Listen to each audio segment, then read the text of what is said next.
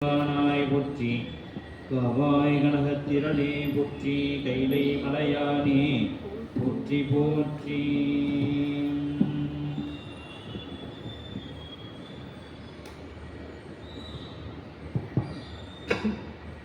அரசனே அன்பர்க்கடியனுடைய அப்பனே ஆவியோடு ஆக்கை ஒரே புரிய கனிய புகுந்து நின்றுரைக்கி மெய்யுருள் கடிந்த மெய்ச்சுடரே திரைபுரா மண்ணும் அமுதத்தின் கடலே திருப்பெரும் துறை உரை சிவனே உரை உணர்வு இறந்து நின்ற உணர்வதோர் உணர்வே யான் உன்னை உரைக்குமாறு உணர்த்தே.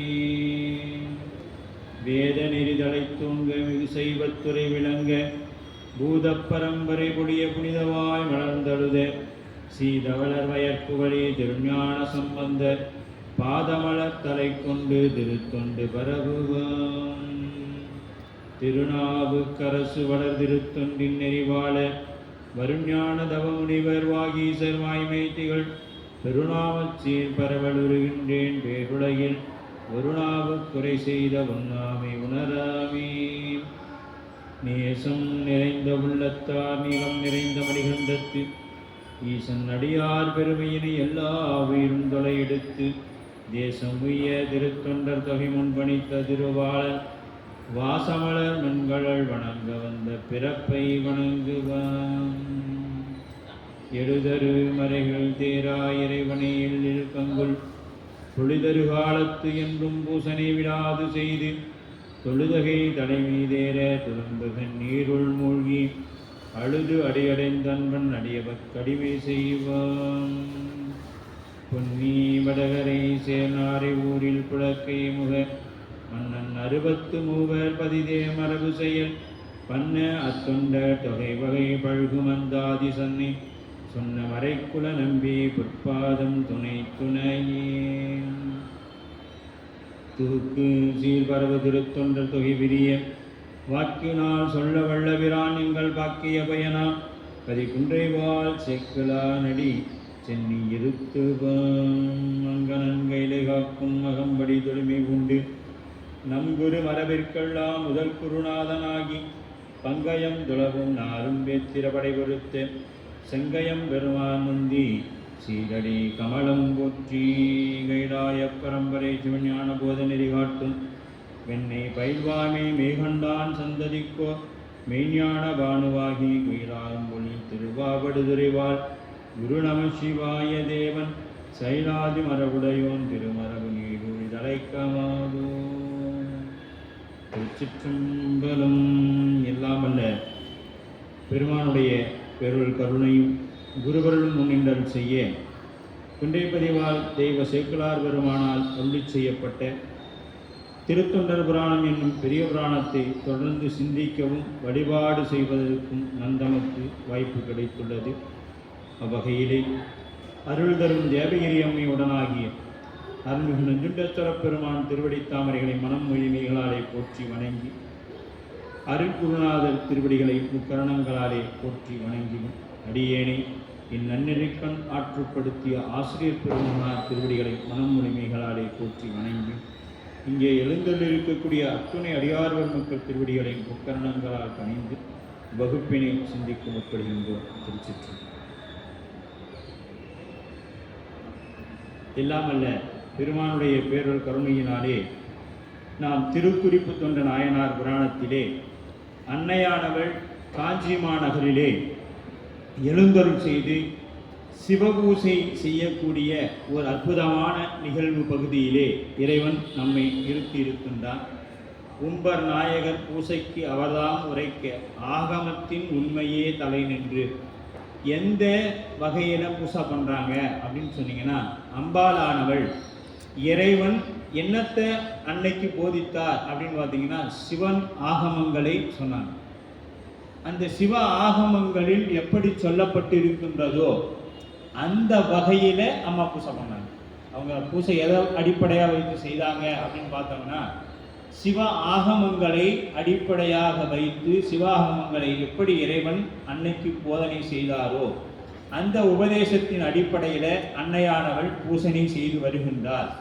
உம்பர் நாயகர் பூசனைக்கு அவர்தான் உரைத்தது ஆகமத்து உண்மையே தலை நின்று ஆகமத்தில் இறைவன் என்னெல்லாம் பூசை பண்ணணும், எப்படியெல்லாம் பூசை பண்ணணும் சொல்லப்பட்டிருக்குதோ அப்படியெல்லாம் பூசை செய்தார்கள். எம்பிராட்டி அர்ச்சனை புரிவானுக்கு இயல்பில்வாழ் திருச்சேடியரான கொம்பையனர்கள் விடகை கொண்டு அணைய குளவுமென் தளிரடி இணை ஒதுக்கி அம்பிகாவனம் திருவனத்தில் ஆன தூ நரும் புது மலர் கொய்தால் அப்படின்னு.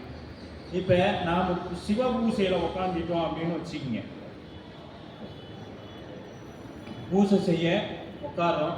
பூசை செய்ய அமரும் பொழுது என்ன பண்ணணும், நாம இது ஆன்மார்த்த பூசையில பூசைக்கு அமரும் பொழுதே என்ன பண்ணணும், பூத சுத்தி அங்கே இருக்கக்கூடிய இடங்களை தூய்மை செய்யணும்.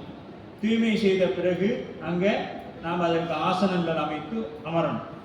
அமர்ந்த பிறகு பூசைக்குரிய பொருள்களை எல்லாம் சுத்தி பண்ணணும். சுத்தி பண்ணிட்டு பிறகு என்ன பண்ணணும், அன்று அலர்ந்த மலர்களால் அன்று பூத்த மலர்களை பறித்து வரணும். எப்ப அனுஷ்டானம் என்று சொல்லப்படக்கூடிய சந்தியாவந்தன வழிபாடு செய்துவிட்டு போய் நீங்க பூக்களம் பறிச்சுட்டு வரலாம். அப்படி இல்லைன்னா நீராடிட்டு நெத்தி நிறைய நீரை பூசிக்கிட்டு போய் மலர்களை பறித்துட்டு வரலாம். பறித்துட்டு வந்து நேரடியாக அனுஷ்டானம் பண்ணிட்டு சிவபூசை பண்ணலாம். இது 2 வகையா நம்ம பண்ணலாம். மீதி எந்த காரணங்களை கொண்டும் சிவபூசையை உக்காந்துட்டா என்ன பண்ணக்கூடாது, மற்றவர்களிடத்துல பேசக்கூடாது, மற்ற பணிகள் எதன் மீதும் நாட்டங்கள் செல்லக்கூடாது அப்படின்னு ஒரு விதிமுறைகள் உண்டு.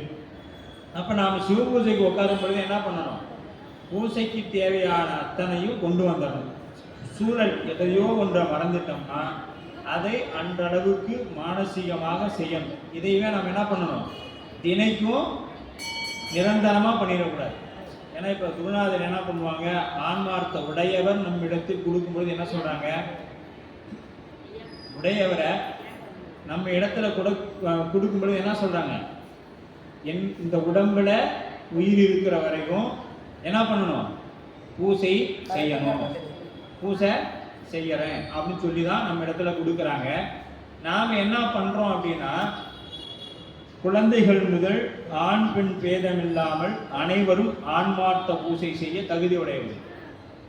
அப்படி இருக்கக்கூடிய நாம என்ன பண்றோம் அப்படின்னு பார்த்தீங்கன்னா, அந்த பூசைகளை சரியா செய்யறமான இல்லை. குருநாதர் சொன்ன பிரகாரம் செய்யறது இல்லை. ஏன்னு பார்த்தீங்கன்னா, குருநாதர் நம்மகிட்ட என்ன சொல்றாங்க, என்ன சொல்றாங்க, பூசை கொடுக்கும் பொழுது என்ன சொல்றாரு, சிவலிங்க திருமேனியை சுவாமி நம்ம இடத்துல கொடுக்கும் பொழுது என்ன சொல்றாங்க, எல்லாம் சிவபூஜை தந்தர்கள் தான். இந்த உடம்புல உயிர் இருக்கிற வரைக்கும் எக்காரணத்தை கொண்டும் நான் பூசை பண்ணாம மற்ற பணிகளை செய்ய மாட்டேன் அப்படின்னு சொல்லி ஒரு உறுதிமொழி வாங்கி கொண்டு தான் இப்பெல்லாம் கொடுக்குறாங்க. ஆனா நாங்க என்ன பண்றோம் அப்படின்னு பாத்தீங்கன்னா, அந்த பூசை செய்யாம விடுறோம். ஏன்னு கேட்டீங்கன்னா, நம்ம வீட்டில் ஏதேனும் நல்லது கெட்டது ஆயிடுச்சு அப்படின்னா நாம் அதை என்ன சொல்றோம், தீட்டுன்னு சொல்லிட்டு ஆன்மார்த்த பூசையை செய்யாம விட்டோம். இது மிகப்பெரிய குற்றம். அதனாலதான் முதல்ல சிவபூசையெல்லாம் எப்ப தருவாங்கன்னா, அனுஷ்டானம் எடுத்துட்டு அவங்க என்ன பண்ணணும்னா சைவ சித்தாந்தம் படிக்கணும். சைவ சித்தாந்தம் படிக்கணும். படித்த பிறகுதான் என்ன பண்ணுவாங்க, சிவபூசை என்பதை தருவாங்க. அதே மாதிரி அனுஷ்டானம் எடுத்துட்டு அவங்க எத்தனை காலம் பூசை பண்ணணும்னு பார்த்தீங்கன்னா, ஏறக்குறைய 12 ஆண்டு காலம் கழிச்சு தான் சிவபூசை தருவாங்க. ஏன்னு கேட்டீங்கன்னா, காரணம் இதுதான். அதாவது நானும் சிவபூசை பண்றேங்கிறதுக்காக நாம் அந்த பூசைகளை எடுத்துக்கொள்றேனே ஒழிய விடாது செய்யறமான கிடையாது. அதே மாதிரி பூசை செய்ய செய்ய என்ன பண்ணணும், ஆன்மாவினத்தில் இருக்கக்கூடிய ஆணவ மலை இருள் ஒடுங்கணும். ஆணவ மலை இருள் என்ன பண்ணணும், ஒடுங்கணும். அதை விட்டுட்டு சிவபூசா பண்றேன் அப்படின்னு சொல்றதே, ஏன்னா பின்னாடி அம்மை சொல்றாங்க, சிவபூசா பண்ணிக்கிட்டு இருக்கிறேன்னு சொல்றதே, நான் பண்றேன்னு சொல்றதே ஆணவ முனைப்பு. பூசா பண்றேன்னு சொல்றது முனைப்பு. ஏன்னா இந்த உலக உயிர்கள் யாரும் சிவபெருமானுக்கு பூசை செய்ய முடியாது. சிவபெருமானுக்கு பூசை செய்ய முடியாது. இது உங்களுக்கு பூசை கொடுக்கும் பொழுது என்ன சொல்லுவாங்க, இந்த அங்கங்களை எல்லாம் சிவம் இருந்து நிலைக்கலனாக கொண்டு ஓம் ஓம் ஈசானம் போற்றி, ஓம் தக்குளம் போற்றி, ஓம் அகோரம் போற்றி, ஓம் சத்யோஜாலம் போற்றி, இப்படி என்ன சொல்லுவாங்க, அங்க மந்திரங்கள் சொல்லி அதெல்லாம் ஜீவகரணங்களை சிவகரணங்களாக மாற்றும் பணி நடக்கும். அப்ப அங்க எப்படி நீங்க பூசை பண்றீங்கன்னு சொல்ல முடியும்? அங்க நீங்க இப்ப ஆன்மார்த்த பூசையே நம்மளால செய்ய முடியாது. அப்ப ஆலயத்துல செய்யக்கூடிய பணிகள் எல்லாம் நம்மளால செய்ய முடியுமா அப்படின்னு வரணும். இப்ப அந்த இடத்துல உங்களுக்கு என்ன தோணணும்? எதுவுமே என் செயல் இல்லை அப்படின்னு வரணும். அதை விட்டுட்டு நான் காலையில எந்திரிச்சு 4 மணிக்கு பூசை பண்ணிட்டு தான் மற்ற வேலையிலே நான் செய்வேன், இல்லைன்னா அன்னம் தண்ணி சாப்பிடவே மாட்டேன் அப்படின்னா பூசை முடியுமா அப்படின்னா பின்னாடி அதெல்லாம் அம்பாள் அதுக்கு இந்த கேள்வியெல்லாம் கேட்டு வச்சுக்கிட்டோம்னா இந்த பாடல்ல தெய்வ சேக்கிழார் பெருமான் அம்பாளின் வழியாக நமக்கு விடை கொடுக்குறான். பூசை முற்றிடுமா அப்படின்னு. அதே மாதிரி சிவபூசை ஓராண்டு காலம் எடுத்து பண்ணிட்டீங்களா அந்த பூசையானது நமக்கு அகத்தில் வரணும், அகப்பூசையா மாறும். எந்த அளவுக்கு நாம் உருக்கத்தோட அன்போட காதலோட இறைவன் அந்த வழிபாடு செய்கிறோமோ அந்த பூசை என்ன பண்ணும் நமக்கு அப்படியே அகத்துல நிகழும். எங்க போய் நாம கண்ணை மூடி உட்காந்தா, இப்போ ஒரு பயணம் மேற்கொள்றோம் ஒரு இடத்துல, அங்க அந்த பேருந்து வருவதற்கோ அல்லது தொடர் வண்டி வருவதற்கோ காலதாமதம் ஏற்படுது.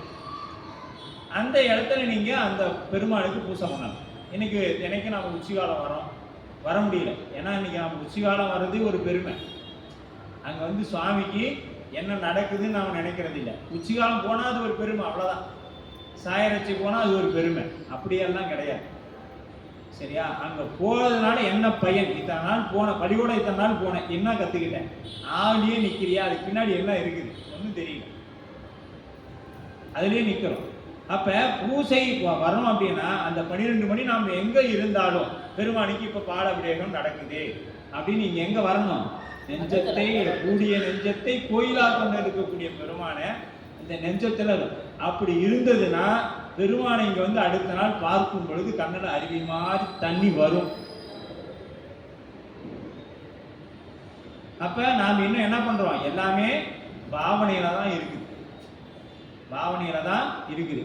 4 பேர் பார்த்தா 4 அபிஷேகம் சேர்த்து பண்ணுவோம். யாரும் பார்க்கலையா? பூ உண்டு, நீர் உண்டு, நீ உண்டு, நான் உண்டு, சாமி கிளம்பு அப்படின்னு சொல்லிட்டு கிளம்பிடும் இல்லையா? 4 பேர் பார்க்கும் பொழுதுதான் அந்த சாமிக்கு எவ்வளோ அவருக்கே குளிர் வந்த அளவுக்கு ஊற்றி எல்லாத்தையும் ஊற்றிடும். இதுதான் நம்மளுடைய நிலை. உங்களோட நிலையே இல்லையா? அடியவனோட நிலை அப்படி வச்சுக்கலாம். சரியா? அப்படி இந்த ஆகமத்தின் வழியில நம்மள மாதிரிலாம் அம்மா பூசை பண்ணலை. ஏன்னா அவங்க என்ன பண்ணாங்க? வந்த உடனே தேடினாங்க, கிடைக்கல சுவாமி. ஏன்னா அவர் நினைத்தால் மட்டும்தான் வெளிப்பட்டு தோன்றுவார். சரியா? நாம் எத்தனை தான் கற்றாலும், எத்தனை கேட்டாலும், எத்தனை சிந்தித்தாலும், எத்தனை சாதித்தாலும் இன்புறா சித்தமே. சித்தம் இன்புறன்னா என்ன பண்ணும்? அவர் நினைக்கணும், பெருமான் நினைக்கணும். அப்ப எம்பிடாட்டி அர்ச்சனை புரிந்ததற்கு யாரு? இந்திராணி உட்பட எல்லாரும் அங்க வந்து செய்யறாங்க. பூம் பிடகை அப்படின்னா பூக்கூடைன்னு பொருள். வைப்பனர்கள் பூம் பிடகை கொண்டு அணைய, அந்த பூக்கூடை அன்றளந்த மலர்களை எல்லாம் பறித்து கொண்டு வராங்க. இப்ப இதை நம்ம சன்னிதானங்கள்லாம் பூசை பண்ணும் பொழுது, ஆதீனங்கள்லாம் பூசை பண்ணும் பொழுது பார்ப்போம். அவங்க அந்த பூசை பண்ணும் பொழுது அதுக்கு ஆள் டக்கு டக்கு டக்கு டக்குன்னு இருப்பாங்க. மலரை கொடுப்பாங்க, அடுத்து தண்ணி கொண்டு கொடுப்பாங்க, பால் கொடுப்பாங்க, அபிஷேகம் கொண்டு கொடுப்பாங்க, சங்கு வேணா சங்கு அபிஷேகம் சங்கு, மாட்டு கொம்பு வேணா கொம்பு, இப்படி ஒவ்வொன்றா அப்படியே வந்து கொண்டே இருக்கும். இது எத்தனை காலம் நடக்குதுன்னா காலமா பரம்பரையா நடந்துட்டு வருது. அவங்க அந்த தீபாவளி காட்டக்குள்ள பார்த்தீங்கன்னா அப்படியே டக்கு டக்கு டக்குன்னு காமிச்சு வைப்பாங்க. அதை விடுவாங்க, அந்த விலை கையிலேருந்து போனோம்னா அவர் அந்த பணியாளர் டக்குன்னு பிடிச்சிப்பார். அப்போ எவ்வளவு பரிச்சயம் இருந்தா அப்படி விளக்க பிடிக்க முடியும்? விளக்கு நீங்கள் நல்லா உத்து பாருங்க, அவங்க சன்னிதானங்கள் காமிப்பாங்க. அப்படி காமிச்சிட்டு அந்த விளக்கு போகக்கூடிய அவங்க டக்குன்னு அந்த கைக்கு போயிடும். அவங்க இதை விடுறாங்கன்னு அடுத்து அந்த கைக்கு தண்ணி கொடுக்க ஒரு இருப்பாங்க, அடுத்து சுத்தம் பண்ணுவாங்க. அங்கே சுத்தம் பண்ணிட்டு உடனே மலர் எடுத்துட்டு அடுத்த விளக்கு 4 5 3 அப்படி டக்கு டக்கு டக்குன்னு போயிட்டே இருக்கும். இது எவ்வளோ வேகமாக நடக்கும். அப்போ அது எவ்வளோ காலம் அவங்க பயிற்சி பெற்றிருக்கு. இந்த ஆன்மா எவ்வளவு பயிற்சி பெற்றிருந்தா அந்த பூசைகள் எல்லாம் அப்படி நடக்கும் பாருங்க. நம்மளால அப்படி பழக்க முடியுமானா? நாங்கள் ஒன்றில் அபிஷேகத்தை எடுப்போம், ஒரு நாளைக்கு பாலை கீழே ஊற்றிடுவோம், திருமஞ்சனத்தை கீழே ஊற்றிடுவோம். ஏன்? கவன குறைவு. நம்ம இடத்துல அந்த பெருமான் மேலே இருக்கக்கூடிய அன்பு அவ்வளோதான். அவங்களுக்கு எல்லாம் எங்கேயாவது நீங்கள் பாருங்க, அவங்க தினைக்கும் அந்த வீடியோவில் போட்டுட்டு தான் இருப்பாங்க. அது எங்கேயாவது ஒன்று தவறி விழுதான்னு பாருங்க, எதுவுமே விழாது. அதே மாதிரி சன்னிதானங்களுக்கெல்லாம் போனோம்னா எவ்வளவு அமைதியா இருக்கும். அங்க போனீங்கன்னா நீங்க பேசவே முடியாது, அமைதியா இருக்கும். குண்டூசி இருந்தா கூட சத்தம் கேட்கும். அவங்க நம்ம போனோம்னா பேர் என்ன அப்படின்னு இவ்வளோ சத்தமா கூட கேட்க மாட்டாங்க, இன்னும் மெதுவா கேட்பாங்க. அப்ப நம்மளோட அந்த காது எவ்வளவு கூர்மையா இருக்கணும், ஏன்னா கவனம் பூரா அங்கதான் இருக்கும். அதுபோல நாம என்ன பண்ணுவோம், பொதுமக்களா நாம வந்து இங்க கோயில நிக்க கூடாதுன்னா அவங்க பேசினாங்கன்னா நாமளும் பேசுறது, அவங்க பேசினா நாமளும் பேசுறது, சத்தம் போடாத நாமளும் சத்தமா கத்தி சொல்லணும். அப்ப என்ன பண்ணணும், முடிஞ்சா அந்த இடத்துல நாம சரி பண்ண பார்க்கணும், இல்லையா நாம அந்த இடத்த விட்டு நகர்ந்துடும். அதே மாதிரி கூட்டத்தோட கூட்டமா போய், அது இப்ப நம்ம யாத்திரை நடக்கும் பாருங்க, ஓடதே அந்த கோயில் மொத்தமே நாம 150 பேர் தான், 100 பேர் தான். ஆனா அந்த 150 பேரும் ஒரே முடி அடிச்சு போய் ஒருத்தர் பின்னு ஒருத்தர் போனோம்னா எறும்பை தான் தினைக்கும் போய் பார்க்க சொல்லணும். இவங்க ஒருத்தர் பின்னு ஒருத்தர் போனோம்னா பொறுமையா அந்த சாமியை தரிசனம் பண்ணிட்டு வரலாமா? இல்லை, ஒட்டு மொத்தமா உள்ள போயிடுது. உள்ள போய் அடைச்சி அவருக்கு தலைவரலாறு சொன்னா வெளியில வந்து சொல்ல போறாரு, கொடிமரத்திலிருந்து கேட்டு உள்ள போனா எல்லாம் நடக்கும். ஆனா ஒட்டு மொத்தமா போய் நின்று 10 பேரும் அதை அடைச்சி இப்படி இருந்தோம்னா மட்டும்தான் நமக்கு ஒரு திருப்தி. இன்னமும் அதாவது பலகாலம் வரோம், கோயிலுக்கு வரோம், பூசை பண்ணுறோம், அந்த நெறி இல்லை. ஏன் நெறி இல்லைன்னா புராணங்களோ திருமுறைகளோ உள்வாங்கி படிக்கிறது இல்லை. நாமளும் மக்களோட மக்களாக தான் இருக்கிறோம். மக்களே இன்னும் நெறியில நிற்கிறாங்க, நாம் அதில் கூட இல்லாம தான் இருக்கிறோம். ஏன் அப்படின்னா நாம் அந்த திருமுறைகளை படிக்கிறோம், உதடுதான் சொல்லுதே ஒழிய உள்ளம் கசிவு இல்லை. உள்ள கசிவு இருந்ததுன்னா முதல்ல நாம் என்ன சொல்லணும்னா, ஐயா அந்த அடியார் அப்படித்தான் இருக்கிறாங்க, அந்த அடியார் இருக்கிறது. முதல்ல நம்மை நாம தனி மனிதன் தன்னை மாற்றிக் கொண்டால் இந்த உலகம் கட்டாயம் ஒரு நாள் மாறும். அதுல எந்த மாற்றமும் இல்லை. நம்ம அடியார் பெருமக்கள் ஒவ்வொருவரும் யாரையும் குறை சொல்லல, அவங்க செய்யல நான் செய்யலைன்னு சொல்லலை. அவர்கள் எடுத்துக்கொண்ட கொள்கையில அவர்கள் சரியாக நின்னாங்க. அப்ப நம்மிடத்துல முதல்ல மாற்றம் வரணும். அது வந்தாதான் மக்களிடத்துல தானா வரும், நம்மிடத்திலேயே வரல. அபிஷேகம் பண்ணும் பொழுது நம்ம பெருமானுக்கு எத்தனை நாள் பார்த்துருக்கிறோம், நம்மளும் போய் எல்லாரும் கூட சேர்ந்து மறைச்சு நின்றுட்டு பார்க்கணும்னு நினைக்கிறோம். ஓரமா ஒதுங்கி நின்றுறோம், வாய்ப்பு கிடைத்தா பார்க்கணும், இல்லைன்னா ஓரமா ஒதுங்கி நின்றுட்டு பெருமானுக்கு இப்போ பால் அபிஷேகம் பண்றாங்க, திருமஞ்சனம் சாமிக்கு முழுக்காட் பண்றாங்க, முழுக்கு பண்றாங்க அப்படின்னு நினைச்சு ஓரமா நிற்கணும். வந்தவங்களுக்கு வழிவிடணும். நம்ம நோக்கம் என்ன, வந்தவர்களை இறைவனை தரிசனம் பண்ணி அவங்கள சைவ நெறிக்கு கூட்டி வரணும். இதுதான் நமக்கு வழங்கப்பட்ட பணி. நாம சைவத்துக்கு வரவங்க விரட்டுறோம், நான் தான் இதை செய்வேன், நீ வந்து இப்ப என்ன புதுசா வந்து செஞ்சுட்டு நீ நவுங்க வரல. இந்த பழக்கம்லாம் நம்ம இடத்துல இருக்குது. நாம என்ன பண்ணோம்னா அவங்களுக்கு வழிவிட்டு நிக்கணும். அடுத்த கேள்வி உங்க இடத்துல வரலாம், நீங்களாம் வழி விட்டீங்க, தாராளமா வாங்க, யாரு வேணாலும் இந்த இடத்துக்கு வரலாம், இது என்னுடைய இடம் இல்லை, சரிங்களா? தலைமை பொறுப்புக்கோ திருக்கூட்ட செயல்பாட்டுக்கோ வகுப்பு சொல்றதுக்கு தாராளமா நீங்க யாருனாலும் வரலாம், நாங்க தயார், சரிங்களா? அதனால யாருனாலும் வந்து சொல்வதற்கு தயாராகும். அதுதான் என்னோட அடியேன் வகுப்பு சரியா எடுக்கிறேன்னா அதான் சொல்லிட்டே இருப்பேன். இப்ப அம்பாள் கேட்ட மாத்திரத்தில் எப்படி பூசை செய்ய வந்தாங்க, அது மாதிரி நான் அடியேன் என்னைக்கு வகுப்பு சரியா சொல்றேன் அன்னைக்கு இன்னொருத்தர் இடத்துல உட்காந்து சொல்லுவாங்க புராணத்தை. அது வரைக்கும் நாம் இன்னும் சரியா சொல்லலேன்னு அர்த்தம், சரிங்களா? ஏன்னா அம்பாளுக்கு புரியுற மாதிரி சாமி உபதேசம் பண்ணாரு. அம்பாள் அடுத்த மாத்திரமே ஓ நம்ம சாமிக்கு பிடிச்சது பூசை தான் அப்படின்னு நினைச்சு கிளம்பி அங்கிருந்து வந்துட்டாங்கல்ல காஞ்சிபுரத்துக்கு. அப்ப நாம எல்லாம் இங்கேயே உட்காந்துருக்கீங்கன்னா என்ன அர்த்தம், ஆசிரியர் இன்னும் சரியா வகுப்பு நடத்தலைன்னு அர்த்தம். அப்ப ஆசிரியர் சரியா வகுப்பு சொல்லி தரணும் அப்படின்னு. அப்ப அம்பிகாவனம் திருவனத்தில் ஆன புது மலர் கொய்தால், இதை நாம முருகநாயனார் புராணத்துல இருந்து தொடர்ந்து வலியுறுத்திக்கிட்டே வரோம். நம்ம அன்பர்கள் வீட்டுல ஏதாவது ஒரு பூச்செடியை வச்சு 2 பூ நம்ம கைகளால் பறித்து கொண்டு வந்து இறைவனுக்கு கொடுக்கணும், ஆன்மார்த்த பூசைக்கு பயன்படுத்தணும். இதெல்லாம் நாம செய்யணும் அப்படின்னு சொல்லி சென்ற வகுப்பானது 59 பாடலும் நிறைவானது. அடுத்தது கொய்த பன்மல கம்பை மாநதியில் உலகு மஞ்சனம் இலவுமை பூச்சி நெய்தரும் கொழு தூப தீபங்கள் நிறைந்த சிந்தையில் நீடிய அன்பில் மெய்தரும்படி வேண்டின எல்லாம் வேண்டும் பொழுதினில் உதவமை பூசை எய்த ஆகம விதியெல்லாம் செய்தால் உயிர்கள் யாவையும் ஈன்ற எம்பிராட்டி. எப்படி பூசை பண்றாங்க அம்பாள்? கொய்த விதிப்படி கொய்த பூமலர். அந்த எப்படி மலர் பறிக்கிறாங்க?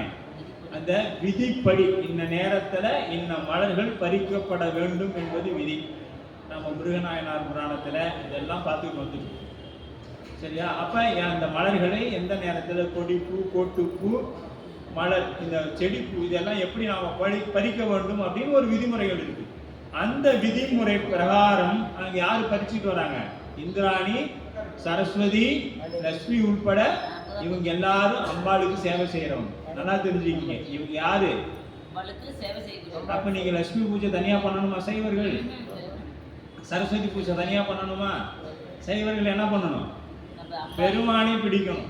பெருமான் பிடிச்சா அவ யாரு? வாக்கிய நோக்கிய மங்கை மணால்.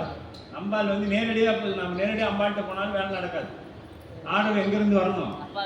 சுவாமிகிட்ட இருந்து வரணும். அப்பா சொல்லணும்.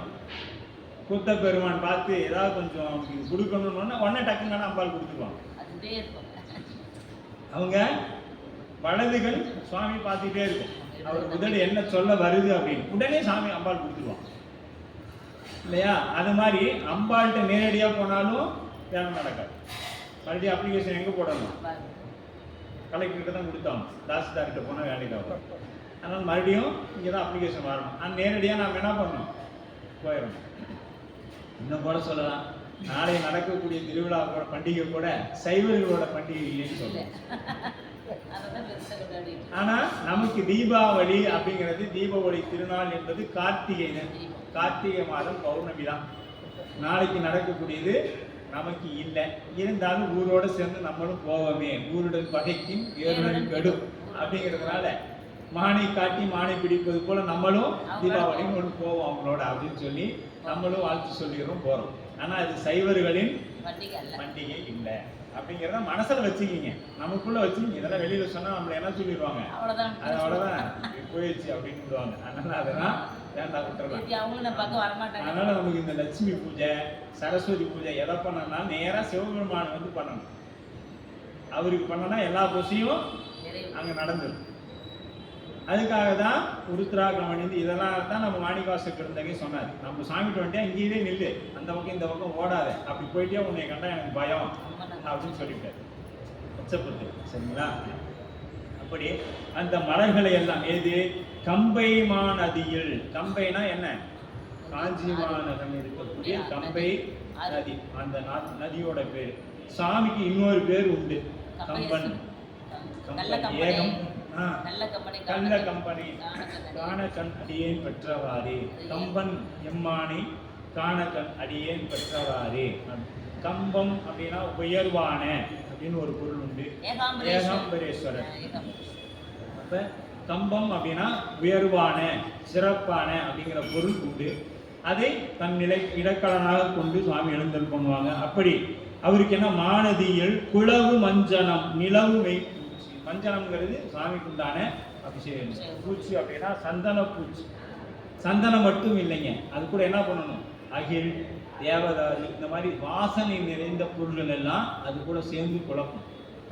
ஜவ்வாது, பச்சை கற்பூரம், சாதிக்காய், ஜாதி பத்திரி இதெல்லாம் போட்டு ஸ்ப்ரே தான் மெய் பூச்சி. அது என்ன பண்ணணும்? சுவாமி மேல பூசி வைக்கணும், பூசி வைக்கணும். நெய் தரு கொழு தீபம், அப்புறம் நெய்யில தீபம் ஏற்றணும். சாமிக்கு நெய்யில தீபம் ஏற்றணும். தூப தீபங்கள், சாமி பாருங்க, தூபம் என்பது அவசியம். நாம சாமிக்கு அது எப்படி தூபமா இருக்கணும்? உங்களுக்கு கூட வாசனை பொருட்கள் எல்லாம் சேர்க்கணும். வாசனை பொருட்கள் எல்லாம் சேர்த்து குங்குளியம் போடணும். நிறைந்த சிந்தையில் நீடிய அன்பில். இதெல்லாம் உயர்வானதை நாமளும் வாங்கிடலாம். ஏன்னா காஷ்மீரில் போய் ஒரு 50,000 ரூபாயில குங்குமப்பூ, என்ன சீனாவில் இருந்து ஏலக்காய், இது எல்லாமே நாமளும் எல்லாம் பியூராக வாங்கிடலாம். ஆனால் பின்னாடி என்ன வந்துடுச்சு? நிறைந்த சிந்தையில் நீடிய அன்பில். அதுதான் பெரிய நம்ம என்ன பண்ணோம், அண்டர்லைன் பண்ணி வச்சு 2 முக்கிய குறி போட்டு வச்சுக்கணும். ஏன்னா அதுதானே இல்லை நம்மகிட்ட. அதுதான் நம்மகிட்ட இல்லை. அதனால மீதி எல்லாம் கிடைச்சிடும். நம்மகிட்ட பொருளாதாரம் இருந்தால் இது எல்லாத்தையும் வாங்கிடலாம். உயர்வான சந்தனம், நல்ல விளைஞ்ச சந்தன கட்டை எல்லாம், தேவதரு அகிலு எல்லாம் வாங்கிடலாம். ஆனா இது நிறைந்த அன்பில் நீடிய சிந்தை எங்க வாங்குறது? நம்ம இடத்துல தான் வரணும். அதுக்கு வரணும்னா என்ன பண்ணுவோம்? சுவாமி மேல முதல்ல காதல் வரணும். சுவாமி மேல காதல் வந்தாதான் இதெல்லாம் வரும். இது இல்லாத அம்பாள் என்ன பண்ணாங்க? அதனாலதான் சுவாமி இதெல்லாம் சொன்ன. அவரு தூப தீபம் எல்லாம் உயர்வானதா சொல்லிட்டாரு. சொல்ல வந்தவர் என்ன சொன்னாரு? நிறைந்த சிந்தையில் நீடிய அன்பு அப்படின்ட்டார். நிறைந்த சிந்தை, அது நிறைவா இருக்கணும். சிந்தை எப்படிப்பட்டதா இருக்கணும்? நிறைந்து இருக்கணும். அதுல எப்படி இருக்கணும்? அன்பு, நீடிய அன்பா இருக்கும். கொஞ்சம் கூட குறைவிலா நிறைவே போதிலா அன்பு, குற்றம் இல்லாத அன்பா இருக்கும். அப்படி இருந்ததுன்னா அந்த பூசை எப்படி இருக்கும்னு சொல்றாங்க பாருங்க. மெய்தரும்படி வேண்டின எல்லாம் வேண்டிய பொழுதில் உதவ மெய்ப்பூசை. இந்த பூசை மெய்ப்பூசை. இப்படி வேண்டின எல்லாம் தரக்கூடிய பூசை. நீங்க சிவபூசை முடிச்சுட்டு எல்லாம் அதே மாதிரி என்ன பண்ணும்? நாம பூசையெல்லாம் பண்ணி முடிச்சுட்டு தான் என்ன பண்ணும்? சாமிகிட்ட வேண்டுதல் விண்ணப்பம் வைக்கணும். அது நாம ஆலயங்கள்ல இப்படி வேணாலும் இருக்கலாம். நாம ஆன்மார்த்த பூசைன்னு வரும் பொழுது, ஏன்னா ஆலயத்துல கால சூழலுக்கு ஏற்றார் போலதான் ஆலய வழிபாடானது நடத்தப்படும். நாம அங்க போயிட்டு எல்லாமே இது மாதிரிதான் இருக்கணும்னா அப்படிலாம் இல்லை. அங்க சூழல்னு ஒண்ணு இருக்குது, அதுக்கு ஏற்றார் போலதான் அங்க பூசைகள் நடக்க வரும். இப்ப நாம இங்க சொல்றது ஆன்மார்த்த பூசைகளை என்ன பண்ணா, முதல்ல எடுத்தோன்னே சாமி ஒரு லிஸ்ட் அப்படின்னு சொல்லி எல்லாம் கொடுத்துடக்கூடாது. முதல்ல அவருக்கு அபிஷேகம் அர்ச்சனை எல்லாம் பண்ணிட்டு எல்லா வழிபாடும் நிறைவு பண்ணும் பொழுது நிறைவாக அவரிடத்துல பெருமானே இந்த பணிகள் நிறைவேற வேணும். அப்பதான் விண்ணப்பம் வைக்கணும். அது வீட்டு வழிபாடா இருந்தாலும் சரி, நாம செய்யக்கூடிய வழிபாடுகளா இருந்தாலும் சரி, மற்ற வழிபாடுகள் சடங்கு, அதுக்கும் நாம் அப்படிதான் இறுதியாகத்தான் விண்ணப்பம் இறைவனிடத்துல வைக்கணும். அதனால இப்ப என்ன பண்ணாங்க? மெய்தருப்படி வேண்டின எல்லாம் வேண்டிய பொழுதில் உதவும் பூசை எய்த ஆகம விதியெல்லாம் செய்தால். இப்ப எப்படி செய்தாங்க அம்பாள் பூசை அப்படின்னு கேட்டீங்கன்னா, ஆகம விதியில என்ன சொல்லப்பட்டு இருக்கிறதோ, பெருமான் என்ன உபதேசம் செய்தாரோ அந்த ஆகம விதிப்படி, எண்ணில் ஆகமம் இயம்பி இறைவர்தாம் என்னத்தை சொன்னாரோ, அம்பாள் என்னத்தை கேட்டுக்கொண்டாங்களோ அதன் பிரகாரம் அங்கு பூசை நடைபெற்றுக் கொண்டிருக்கிறது. இப்படி அந்த நதிக்கரை ஓரமாக, எங்க கம்பைமா நதிக்கரையில் உழவு அப்படின்னு மஞ்சனம், அந்த பூசைகள் நடைபெற்றுக் கொண்டிருக்கிறது. யாரு இதெல்லாம் எதுக்கு அம்பாள் பண்ண வேண்டி இருக்குது அப்படின்னா, உயிர்கள் யாவையும் ஈன்ற எம்பிராட்டி. இந்த உயிர்கள்லாம் ஈன்ற எம்பிராட்டி அப்படின்னா அடுத்து நாம என்ன போயிடக்கூடாது? உயிருக்கெல்லாம் பிறந்தவர், அந்த எல்லா உயிரும் அவனிடத்துல தான் பிறந்துச்சா அப்படின்னு ஒரு கேள்வி வந்துட்டா அது சைவ சித்தாந்த கொள்கைக்கு எதிரானது. அது சைவ சித்தாந்த கொள்கைக்கு எதிரான கருத்தாகிடும். அவளை நிலை அந்த மாயையின் வழியாக, எது வழியாக? அன்னையானவள் மாயையின் வழியாக இந்த உலகத்தை உண்டு பண்ணுகிறாள் அப்படிங்கிற கருத்து வரணும். எங்க ஏன்னா நம்ம அடுத்து இங்க, ஏன்னா உயிர்கள்லாம் ஈன்ற, அப்ப ஈன்றனா என்ன அர்த்தம்? பெற்றவங்கன்னு அர்த்தம். அப்ப இந்த உயிர்கள் எல்லாம் அவதான் பெற்றாளா அப்படின்னு ஒரு, அப்ப பிறப்பு உண்டு, அது வருது அப்படின்னா இல்லாம போகணுமே. அப்ப உயிர் வந்துச்சுன்னா அப்ப போயிடும்னு அர்த்தம். உயிர் என்றைக்கு என்ன பொருள்? உள்பொருள். என்று நீ அன்று நான். என்னைக்கு சிவம் இருந்ததோ அன்னைக்கு உயிரும் இருந்துச்சு, ஆணவ மலமும் இருந்துச்சு. இது மூணும் என்றும் உள்பொருள். இதுதான் நம்ம சைவ சித்தாந்தம் திரும்ப திரும்ப அந்த 14 சாத்திர நூலையும் சொல்லிட்டு வரும். அதனால என்ன செய்யணும்? இந்த மூன்றும் உள்பொருளா இருக்கும் பொழுது அப்ப உயிரை ஈன்றாள் அப்படின்னு சொல்லி நாம பார்த்தோம்னா அது தப்பான பொருளாயிடும். அப்ப உயிரை அன்னையானவள் ஈன்றவில்லை, மாயின் வழியாக நமக்கு கொடுத்தாங்க அப்படிங்கிறது தான் இந்த இடத்துல நமக்கு உண்டான கருத்தாகும். அப்ப நெய் விலை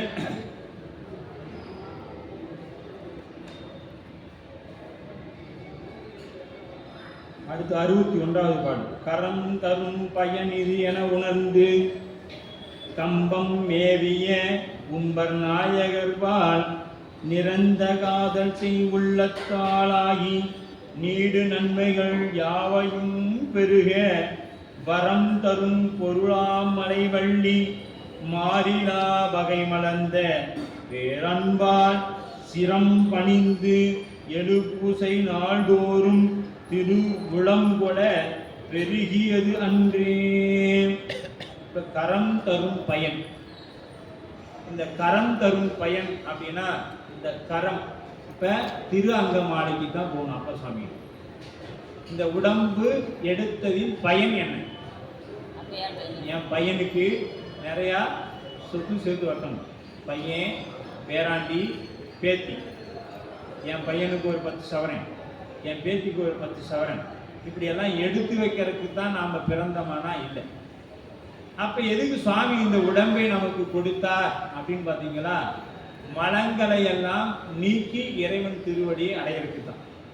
அதற்கு இந்த உடம்பு வாழ்க்கைக்கு என்ன தேவை? உணவு தேவை.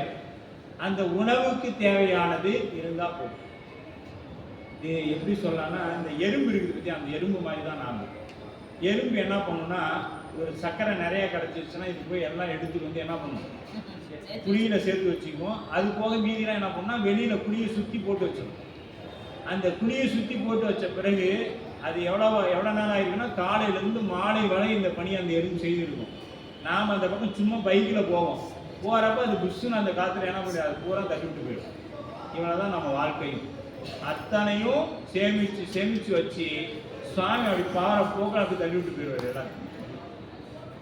நாம் எவ்வளோ சேர்த்து வச்சோம்னாலும் சொத்து பெரிய நம்ம கண்ணுக்கு தெரிஞ்சு நிறைய பேர் அனுபவங்களில் பார்த்துருக்கோம். அதை பார்க்கும் பொழுதெல்லாம் நமக்கு பெருமான் திருவடி தான் நினைவுக்கு வரணும்.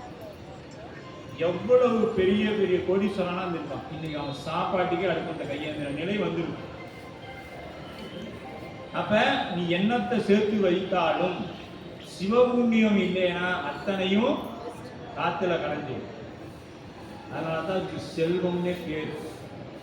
அப்ப நம்ம செய்ய வேண்டியது என்ன? இந்த தலையனா என்ன பண்ணும்? பெருமானை வணங்கணும். கையினா கால்னா சுவாமி திருத்தலங்கள் சென்று போய் வழிபாடு. தலங்கள் தோறும் போகணும். வாய்ப்பு கிடைக்கும் பொழுதெல்லாம் தலங்கள் எல்லாம் சென்று வழிபாடு. அதே மாதிரி அடியாரானவர்கள் நாம ஒருத்தருக்கு உதவ கற்றுக்கணும். முதல்ல ஏதேனும் ஒரு வகையில் அவர்களுக்கு நாம் உதவியா இருக்கும். அதனாலதான் 4 வகையா உதவியாளர்களான் திருமூலர் சொன்னார்.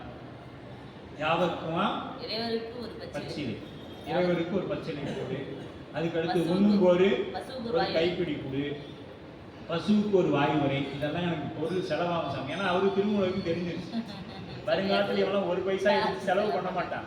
அதனால யாருக்காவது தயவு செஞ்சு கொஞ்சம் நல்லதையாச்சும் சொல்லேன், அதையாச்சும் நல்லதையாச்சும் சொல்லேன். அது பாரு அப்பயே சொல்லிட்டார், கொஞ்சம் நல்லது எதையாவது சொல்லிட்டு போயேன் அப்படின்னு சொல்லிட்டார். அப்போ இதெல்லாம் முடியாதுன்னு அவரே முடிவு பண்ணிட்டார். ஏன்னா அவங்கெல்லாம் பெரியவங்க, நம்ம பற்றி தெரியும் அப்போவே. சரி இதுக்கெல்லாம் பின்னாடி 1 ரூபாய் நமக்கும் செலவு பண்ண போகிறதில்ல, அடுத்தவங்க கொடுக்க போகிறதில்ல, நல்லதாச்சும் சொல்லி வைங்கப்பான்னு சொல்லிட்டு அவர் பாட்டுக்கு சரியே நிறுத்திட்டார். சரியா? அப்போ அந்த நல்லதுன்னு சொல்லக்கூடதான் யாருங்க நிதினாவா அவங்க பேர் நிதிஷ்ணா. நம்ம விழாவில் அற்புதமாக ஐயா கூட இருந்து பேசிட்டு நீங்க வந்து சேர்றாங்க. நல்லது சொல்லும்போது ஆமாங்க. அதனால அவங்க நல்லதை 4 பேருக்கு நாம சொல்லணும் அப்படின்லாம் சொன்னாங்க. அப்ப ஏன் அப்படின்னா கரங்களுடைய பயன் என்னன்னா சிவபூசை பண்றதுக்கு தாங்க இந்த கை சாமி இருக்குது. இந்த கை எது கொடுத்துக்கிறாரு? சிவாலயங்கள் தோறும் சென்று சிவபெருமானுக்கு மலர்பிடித்து கொடுக்கவும், உளவாரம் செய்வதற்கும், இறைவனை வணங்குவதற்கும் சிவபூசா பண்றதுக்கு தான் இந்த கை. வேற எதுக்கும் இதை நினைச்சிக்காது. சாப்பிட்றதுக்கும் மற்றதுக்கு தீங்கு செய்யறதுக்குலாம் இது இல்லை. சிவபூசா பண்றதுக்கு சாமி நமக்கு 2 கையை நல்லா கொடுத்துருக்கிறார். அப்ப அது எவ்வளவு பெரிய புண்ணியம் பார்த்தீங்க. இந்த கை இல்லாதவங்க நினைப்பாங்க, நமக்கும் கை இருந்தால் சாமிக்கு 2 பூவை பறிச்சு கொடுக்குறாங்க. இப்போ இருக்குதே, நமக்கு இருக்கும் பொழுது நாம் எத்தனை பேர் மனசு நமக்கு தெரியுங்க. ஏன்னா அவருக்கும் தெரியும், நமக்கும் தெரியும், வேற யாருக்கும் தெரியாது. எத்தனை பேர் நம்ம காலையில் 2 மலரை பறித்து அன்று பூத்த விடிகாலம் வண்டு உண்ணாத பொழுது பறித்து யாராவது நாம் சாமி வைக்கிறோமானா இல்லை. 10 நாளைக்கு முன்னாடி பறித்ததை அவன் எங்கேயோ குடோனில் போட்டு அடைச்சி வச்சு அதை நாம் வாங்கிட்டு இங்கே கடையில் வாங்கிட்டு வந்து அவன் வெத்தலை வச்சு துப்பி செருப்பு வாழை மிதித்து அதை வாங்கிட்டு போய் ஃப்ரிட்ஜில் நாம வச்சு அதை தான் எடுத்து என்ன பண்ணுறோம், அடுத்த நாள் பூசைக்கு கொடுக்குறோம். அப்போ நம்ம பக்தி எப்படி இருக்கு பார்த்து, நம்ம பக்தி எப்படி. நாமளும் முருகநாயனார் புராணத்திலும் சொல்லிக்கிறோம், வீட்டுக்கு ஒரு எதையாவது ஒரு பூச்செடியை வைங்க, சங்குப்பூ வைங்க, அரளிப்பூ வைங்க, இதெல்லாம் கேட்டால் இடம் இல்லைம்பாங்க. இதுக்கு கேட்டுட்டோம்னா சாமி எங்கள் வீட்டில் இடமே இல்லையா அப்படின்னு. இதுக்கெல்லாம் இடமே தேவையில்லை. சங்குப்பூ வைக்கிறதுக்கு துசோடு சட்டியில் மண்ணை போட்டு வச்சுன்னா வந்துடும். இன்னும் சொல்ல போனால் 1 லிட்டர் வாட்டர் கேன் எப்படியெல்லாம் போகிற பக்கம்லாம் வாங்குவீங்க, அதில் மண்ணை போட்டு வச்சாவே சங்குப்பூ வேறும் போதும் வந்துடும். அந்த சங்குப்பூ 10 வந்தால் அதில் 4 எடுத்து ஆன்மார்த்த பூசைக்கு வச்சுட்டு மீதி 4 பூ சாமி கொண்டு வந்து நீங்கள் கோயிலில் போட்டு. நம்மளும் சொல்லிக்கொண்டே இருக்கிறோம், நீங்களும் சொல்லிட்டு போயிடுறீங்க. அதெல்லாம் பண்டி பாட்டாதானே தெரியும். நான் வேலைக்கு போகிற அவசரத்துக்கு இதெல்லாம் பண்ணிட்டு இருக்க முடியுமா? நானும் செடியெல்லாம் வச்சேன், பூலாம் வந்துச்சு, ஆனால் நான் மறந்து போயிடுறேன். நேரம் தண்ணி ஊற்றிட்டு பூஜை பண்ணிட்டு வேலைக்கு சரியாக போயிடுது அப்படின்னு தான் நம்ம நேரம் இருக்குது. ஆனால் அதெல்லாம் இல்லை. அப்போ இந்த கரத்தின் பயன் இது என உணர்ந்து நம்ம கை இருக்கிற வேலை என்ன? சுவாமியை பூசை பண்ணுறதுக்கு கம்பம் மேவிய உம்பர் நாயகர்வார். கம்பம் மேவிய உம்பர் நாயகர்வார். உம்பர்னா யாருங்க? தேவர்களுக்கெல்லாம் தலைவன்பால் நிரந்தர காதல். நம்ம காதல் தற்காலிக காதல். நம்ம காதல் எப்படிப்பட்ட காதல்? சுவாமி மேல இருக்குது தற்காலிக காதல். அம்பாள் வச்சிருக்கிறது எப்படி? நிரந்தர காதல். செய் உள்ளத்தால் ஆகி நீடு நன்மைகள் யாவையும் பெருக. நீடு நன்மைகள் யாவையும் பெருக வரம் தரு பொருளாம் மலைவள்ளி. இவங்க எப்படிப்பட்டவங்க? வரம் தரும் பொருளாம் மலைவள்ளி. சுவாமி வரம் தர அளவுக்கு இவங்க பூசை பண்றாங்க. மாறிலா வகை மலர்ந்த பேரன்பால். மாறிலா பேரன்பு. அந்த அன்பு எப்படின்னா மாறிலாத அன்பு, மாறிலா மகிழ்ச்சி மலர்ந்த வளரும் அன்புடைய பூசணைக்கு இன்றியமையாது. பூசைக்கு இன்றியமையாது என்ன?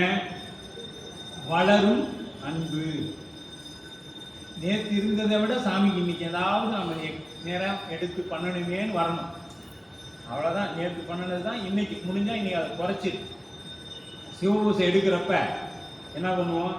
அப்படியே எல்லா பாத்திரங்களையும் வச்சுட்டு இங்கே ஒரு 4 கலசத்தை வச்சுக்கிட்டு இருக்கிற என்னென்ன அபிஷேகம் இருக்குதோ மஞ்சள் எல்லாம் வரிசையாக வச்சு, இது சிவபூஜை எடுத்த பொழுது நடக்கக்கூடிய செய்தி. 1 மாதம் ஆணிச்சு, இது கட்டாயிடுச்சு. இது பாலெல்லாம் கிடைக்கலைங்க, அதெல்லாம் போயிட்டு வாங்க முடியல அப்படின்னு அதை நோக்கிடுவோம். அடுத்தது நாங்கள் இப்போ எங்களை மாதிரி ஆளுங்கன்னு என்ன பண்ணுறோம்? பூசைக்கு போகிறோம். பூசைக்கு போகிறோம், லேட்டாச்சு, நேரம் ஆகி போயிடுச்சு. இந்த மஞ்சள் திருமஞ்சள்லாம் நாளைக்கு போய் ஊற்றிக்கலாம். என்ன பண்ணலாம்? நாளைக்கு ஊற்றிக்கலாம். தூக்கி வை, தண்ணி ஊற்றி பூ வை, வேலை முடிஞ்சிச்சு. அதான் திருமணம் சொல்லிட்டாரு, புண்ணியம் செய்தாருக்கு தான் புண்ணியம். அதனால் நாம் புண்ணியம் பண்ணிட்டோம். பூவையே ஊற்றி தூக்கி வை, போட்டு மூடிட்டு சாமி நீ உன் வேலையை பாரு, நான் என் வேலையை பார்க்கறேன். இவ்வளோதான் நம்முடைய அன்பு. ஆனால் இங்கே பின்னாடி அன்பாளுட்டேன்னா சாமி வரம் கொடுக்க வர்றாருப்பா, வரம் கொடுக்க. என்ன வரம் வேணுங்க? சாமி இன்னும் பூச முடியல சாமி அப்படிங்கிறாங்க அப்பா. அப்போ இங்கே என்ன பண்ணுறாங்க? அந்த வரம் தரும் பொன்மணி மாறிலா வகை மலர்ந்த பேரன்பால். அப்போ அந்த வளர்ந்த அன்பால். அன்புனா இறைவன்பால் எப்படி இருக்கணும்? பெருகணுங்க. நாளுக்கு நாள் பெருகி வரணும். நமக்கு நாளுக்கு நாள் குறுகி வருது அன்பு. நாளுக்கு நாள் குறுகி வருது அன்பு. என்னடா இது நம்மளையே சொல்றாரு அப்படின்னு நினைக்காதீங்க. இது எனக்கே அடியங்க சாமி எனக்கு சொல்லிட்டு இருக்கு. என்னிடத்துல அன்பு இருந்தா கண்ணில் தண்ணி வரணுமே. பூசை பண்றோம்னு சொன்னோடனே என்ன பண்ணணும்? கண்ணில் தண்ணி வந்துருக்கணும். இல்லை, வரல. அப்ப நம்முடைய அன்பு பெருகி இருந்தது, இப்ப நீ குறுகி வந்துடுச்சு. இப்படி மேல் நோக்கி போனா பாருங்க, மேலே கீழே இருந்து மேல் நோக்கி போனோம்னா இப்படி போகும். நம்மளுக்கு அப்படியே குறுகிட்டே போகுது, கீழே அப்படியே போகுது, கீழே போகுது. அப்ப திரு உள்ளம் கொள்ள பெருகியது அன்பே. அப்ப அந்த சுவாமியோட திருவுள்ளம் கொள்ள அன்பானது எப்படிப்பட்டது? ரொம்ப அதிகமா அப்படி பெருகி போயிடுச்சு. நாதரும் பெருவிருப்பொடு நயந்து நங்கை அச்சனை செய்யும் பொழுதில் காதல் மிக்க ஓர் விளையாட்டில் கணம் குலைக்கு அருள் புரிந்திட வேண்டி ஓதமார் கடல் 7 ஒன்றாகி ஓங்கி வானம் உட்பட பறந்து மீது செல்வது போல் வர கம்பை வெள்ளமாம் திருவுள்ளமும் செய்தார். இப்போ சுவாமி என்ன பண்றார்? நாதரும் பெரும் விருப்போடு நயந்து. இந்த பூசையில என்ன பண்றாருன்னா சுவாமி ரொம்ப அப்படியே விருப்போட அந்த பூசைகளை ஏற்றுக்கொள்றாங்க.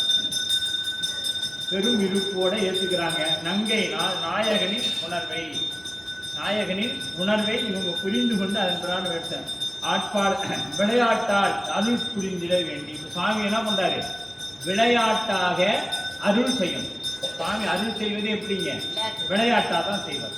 அப்படித்தானே அருளுக்கு இப்போ திருவிளையாடல் புராணம் என்ன சாமி அங்கே விளையாட்டு போன என்ன விளையாட்டு செய்தார்? ஒவ்வொரு அடியாருக்கும் தன்னை வெளிப்படுத்தி காண்பிக்க வேண்டும் என்று வரார். அதனால அங்க விளையாட்டு செய்தாங்க. அதுக்கு மட்டும் இல்லைங்க, இந்த உலகத்தை படைத்து ஒவ்வொரு உயிரும் எப்படி என்னென்ன இன்ப துன்பங்களை நுகர வேண்டும், இதுக்கெல்லாம் இன்னும் எவ்வளோ பெரிய சாஃப்ட்வேர் வச்சிருப்பான்னு கண்டுபிடிக்க முடியாது. இன்னைக்கு உலகத்துல ஒவ்வொரு சாஃப்ட்வேருக்கும் ஒரு எல்லை உண்டு. ஆனா இன்னம்பர் ஈசல் வச்சிருக்கிற அந்த சாஃப்ட்வேருக்கு எல்லை கிடையாது, அதுக்கு எல்லை கிடையாது. ஏன்னா ஒரு உயிருக்கும் இன்னென்ன நேரத்தில் இப்போ ஒட்டுமொத்தமா உலகத்துல 700 கோடி பேர் 800 கோடி பேர் இருக்கிறோம்னா அத்தனை பேருக்கும் அத்தனை பேருக்கு என்ன பண்ணுவார் சாமி? ஒரே நேரத்துல எல்லாத்துக்கும் தனித்தனியா இயக்குவார். அப்ப எல்லாரையும் தனித்தனியா இருக்கிறாருன்னா நம்ம இங்க இருக்கக்கூடிய இப்போ ஒரு டவர் வச்சுக்கிறோம், அது என்ன ஆச்சு? 1000 கைபேசிக்கு தான் வேலை செய்யணும், அவ்வளவுதான் வேலை செய்யும். அதுக்கு மேல இருந்தா என்ன ஆகும்? நம்ம சொல்லுவோம் நெட்டு கிடைக்கணும், இங்க சுத்திட்டே இருக்குது அப்படின்னு சொல்லுவோம்ல. அது மாதிரி சுத்திட்டுலாம் இருக்காது. இவர் அடுத்தடுத்த செகண்ட் அப்படியே போயிட்டே இருக்கு. இன்னென்ன உயிருக்கு இதை கொடுக்கணும், இதை எடுக்கணும் அப்படின்னு என்ன பண்ணுவோம்? போய்கிட்டே இருக்கும். அப்படி இங்க என்ன பண்றாரு சுவாமி? அத்தனையும் ஒன்னா செய்யறாரு. இது எப்படி செய்யறாருன்னா விளையாட்டா செய்யறாரு சுவாமி. இதெல்லாம் எப்படி செய்யறாருங்க? எல்லாமே அவருக்கு விளையாட்டு தான், விளையாட்டா செய்யறாரு. காலால் உதைத்தது விளையாட்டு.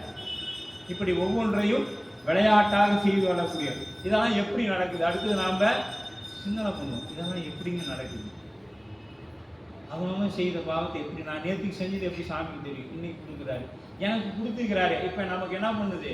வினை நடக்கும் பொழுது இதை நான் எந்த பிரிவில் இவ்வளோ பாவம் பண்ணேன், என்னையும் மட்டும் சாமி இப்படியே வச்சு செஞ்சுட்டே இருக்கிறாரு. நான் எங்க போனாலும் அணைக்கட்டி அடிக்கிறாரு. ஏன் நான் மட்டும் அவருக்கு என்னதான் பாவம் பண்ணனேன்? எனக்கு எல்லாம் கோயிலுக்கே போக மாட்டேங்கன்னா அவன் நல்லாவே இருக்கிறான். நான் கோயிலே போறேன், வழிபாடு பூசையிலே போறேன். ஆனா என்னையும் மட்டும் சாமி என்ன பண்றாரு? அணைக்கட்டி அடிக்கல. நான் என்னதான் செய்யணும்? நான் எப்ப இதெல்லாம் செஞ்சேன் அப்படின்னு போய் உட்காந்தமா நேற்று செஞ்சேனா, போன பிறவியில செஞ்சேனா, இல்ல எந்த பிறவியில செஞ்சேன் அப்படின்னு பார்த்தோம்னா அப்படிதான் நான் கொடுத்துக்கிறேன். அதனாலதான் சம்பந்த பெருந்தகை திருப்பாசுரத்தை சொல்லிப்பார், ஆட்பாளர் தருளும் மண்ணும் ஆதிமான்மும் கேட்பான்றுடர் அளவில்லை கிளக்க வேண்டாம். இதை போய் நீ ரொம்பமா ஆய்வு பண்ணிட்டு இருந்தீங்க என்ன போயிடும்? அப்படி ஆயிருமா, இப்படி ஆயிருமா, போச்சு நிம்மதி. அப்புறம் நிம்மதி போனா ஆகிட்டோம், ப்ரெஷர் வந்துடும், தூக்கம் வராது, ப்ரெஷர் வந்துடும். ப்ரெஷர் வந்தோடனே அடுத்த நாள் என்ன வந்துடும்? சுகர் வந்துடும். சுகர் வந்தோடனே இருக்கிற வியாதியெல்லாம் வந்துடும். சரியா? இப்போ இதெல்லாம் காரணம் என்ன? ஆய்வு பண்ண போனது தான் காரணம். ஆராய்ச்சி பண்ண போயிட்டு சாமி எப்போ கொடுத்தா என்ன? பெருமாள் நமக்குள்ள இருக்கிறான், எதை கொடுத்தாலும் நம்ம நன்மைக்காகவே கொடுப்பான் அப்படிங்கிற நிலை வரணும். நமக்கு என்ன செய்தாலும் அவன் நன்மை பொறுத்து தான் செய்வான். அவன் நமக்கு என்னைக்குமே தீங்கு செய்யாதவன். ஆன்மா உயிர்களுக்கு என்னைக்கும் தீங்கு இழைக்காதவன் நம் பெருமான். அவர் போய் நமக்கு ஏதாவது கெடுதலை கொடுத்துருவாரா அப்படின்னா கொடுப்பாரு. எப்படின்னா கசப்பு கொடுப்பாரு. எதுக்குன்னா வியாதி நல்லா இருக்குன்னா கசப்பு கொடுக்கத்தாங்க வேணும்.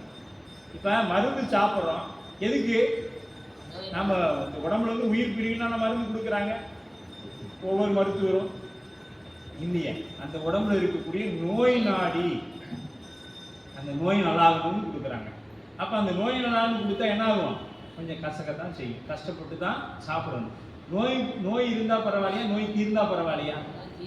நோய் தீர்ந்தா பரவாயில்ல. அப்ப நம்ம பிறவியில துன்பத்தை அனுபவிச்சா தானே நம்ம அந்த பிறவி என்கின்ற நோயை தீர்க்க முடியும். அப்ப அது கொடுத்தாங்க, எனக்கு கசப்பு கொடுத்தீங்கன்னா சாப்பிட்டா தான் பிறவிங்கிற நோய் போகும், அந்த வியாதி போகும் இல்லையா? அப்ப அது பெருமான் அதை ஊட்டுவான். அது என்ன பண்ணணும்? அவன் துணை கொண்டு. இப்ப அம்மா என்ன பண்ணுவாங்க? கையில சர்க்கரை வச்சுக்கிட்டு கஷ்டமான மருந்து ஊட்டுவாங்க. அது ஊத்தணும்னு என்ன பண்ணுவாங்க? அடுத்து இருந்தாங்க சர்க்கரை போட்டுக்கடா, அவ்வளவுதான் சரியா போச்சு அப்படிமா. அது மாதிரி சாமி நமக்கு என்ன பண்றாங்க? துன்பத்தையும் கொடுப்பாரு. அடுத்த நாளே ஒரு நாள் சில பேர் சொல்லுவாங்க, ஒரு நாள் நான் சந்தோஷமா இருந்தா சாமி குடிக்க மாட்டேங்க, அடுத்த நாளே எனக்கு துன்பத்தை கொடுத்துறாரு. அடுத்து சொல்லுவோம், நேற்று துன்பமா இருந்துச்சு, இன்னைக்கு பரவாயில்ல, சாமி ஏதோ இன்னைக்கு காலையில இருந்து கொஞ்சம் நல்லா வச்சிருக்கிறார் அப்படின்னு சொல்றோமா? இதெல்லாம் என்னன்னா சாமி மருந்தையும் கொடுப்பாரு, சர்க்கரையும் கொடுப்பாரு. சர்க்கரையை கொடுத்துட்டு என்ன பண்றாரு? சளி பிடிச்சிச்சு, அடுத்த மருந்து கொடுப்பாரு. சர்க்கரை இனிப்பு சாப்பிட்டுட்டோம், அடுத்து என்ன ஆயிடுச்சு? சளி பிடிச்சிருச்சு. அது கொரோனாவா மாறதுக்கு முன்னாடி சாமி என்ன பண்ணுவாரு? அதுக்குண்டான மருந்து கொடுத்து அதுக்கு என்ன பண்ணுவோம்? நிலவேம்பு கசாயம் குடிச்சோம்னா எட்டி கசப்பா இருக்கும், குடிச்சுதான் ஆகும். இல்லைன்னா சளி என்ன? அதுக்கு தான் கொரோனா வந்துச்சு, இதெல்லாம் காமிக்கிறதுக்கு தான். அப்ப என்ன பண்ணேன், எவ்வளவு கசப்பா இருந்தாலும் குடிக்கிறேன், மொத்தம் எனக்கு அது வரக்கூடாது. எது வரக்கூடாது? கொரோனா. அப்ப பிறவி கொரோனாவுக்கே இவ்வளவு கசப்பு சாப்பிடணும்னா, பிறவி என்கின்ற அந்த நோயை தீங்கணும்னா நம்ம எவ்வளவு துன்பங்களை அனுபவிக்கணும்னு பார்த்தோம். நாம எவ்வளவு துன்பங்களை அனுபவிக்கணும் அப்படின்னு பார்த்தோம். அப்ப அந்த துன்பங்களை எல்லாம் அனுபவிச்சாதான் சாமி என்ன பண்ணுவாரு, அவருடைய துணை கொண்டு எதையும் அனுபவிக்கணும். அப்ப இறைவன் அருள் புரியும் வகை இன்னதென்று எவருக்கும் தெரியாது.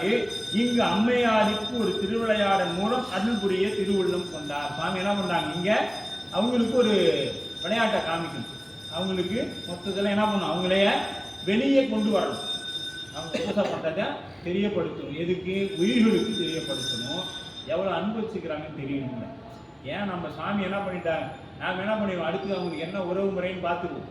அதனால சாமி, நான் என்னுடைய மனைவியாக இருந்தாலும் இந்த அளவுக்கு பூசை பண்ணாதான் உனக்கு அருள் அப்படின்னு சொல்றதுக்காக அன்னையானவளை பூசை செய்ய வச்சு அவங்க எப்படி பூசை செய்யறாங்க அப்படிங்கிறதையும் காமிச்சு,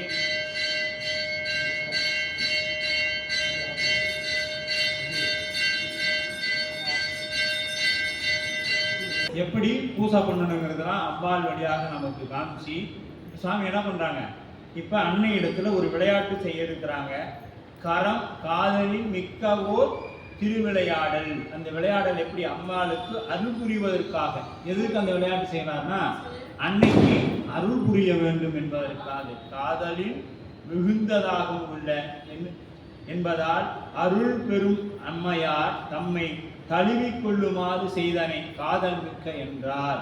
அப்ப அந்த ஓக அப்படிங்கிற, ஓத அப்படின்னா ஒப்பற்ற, ஒப்பற்ற அப்படிங்கிற பசுக்களாகிய தேவர் முதலாகிய கொள்ளும் பாச தொடர்பாகிய காதலோடு ஒக்க சிவ அபராதம் எனப்படும். இந்த காதலோட நாம போய் வச்சுக்க கூடாது. எந்த காதலோட?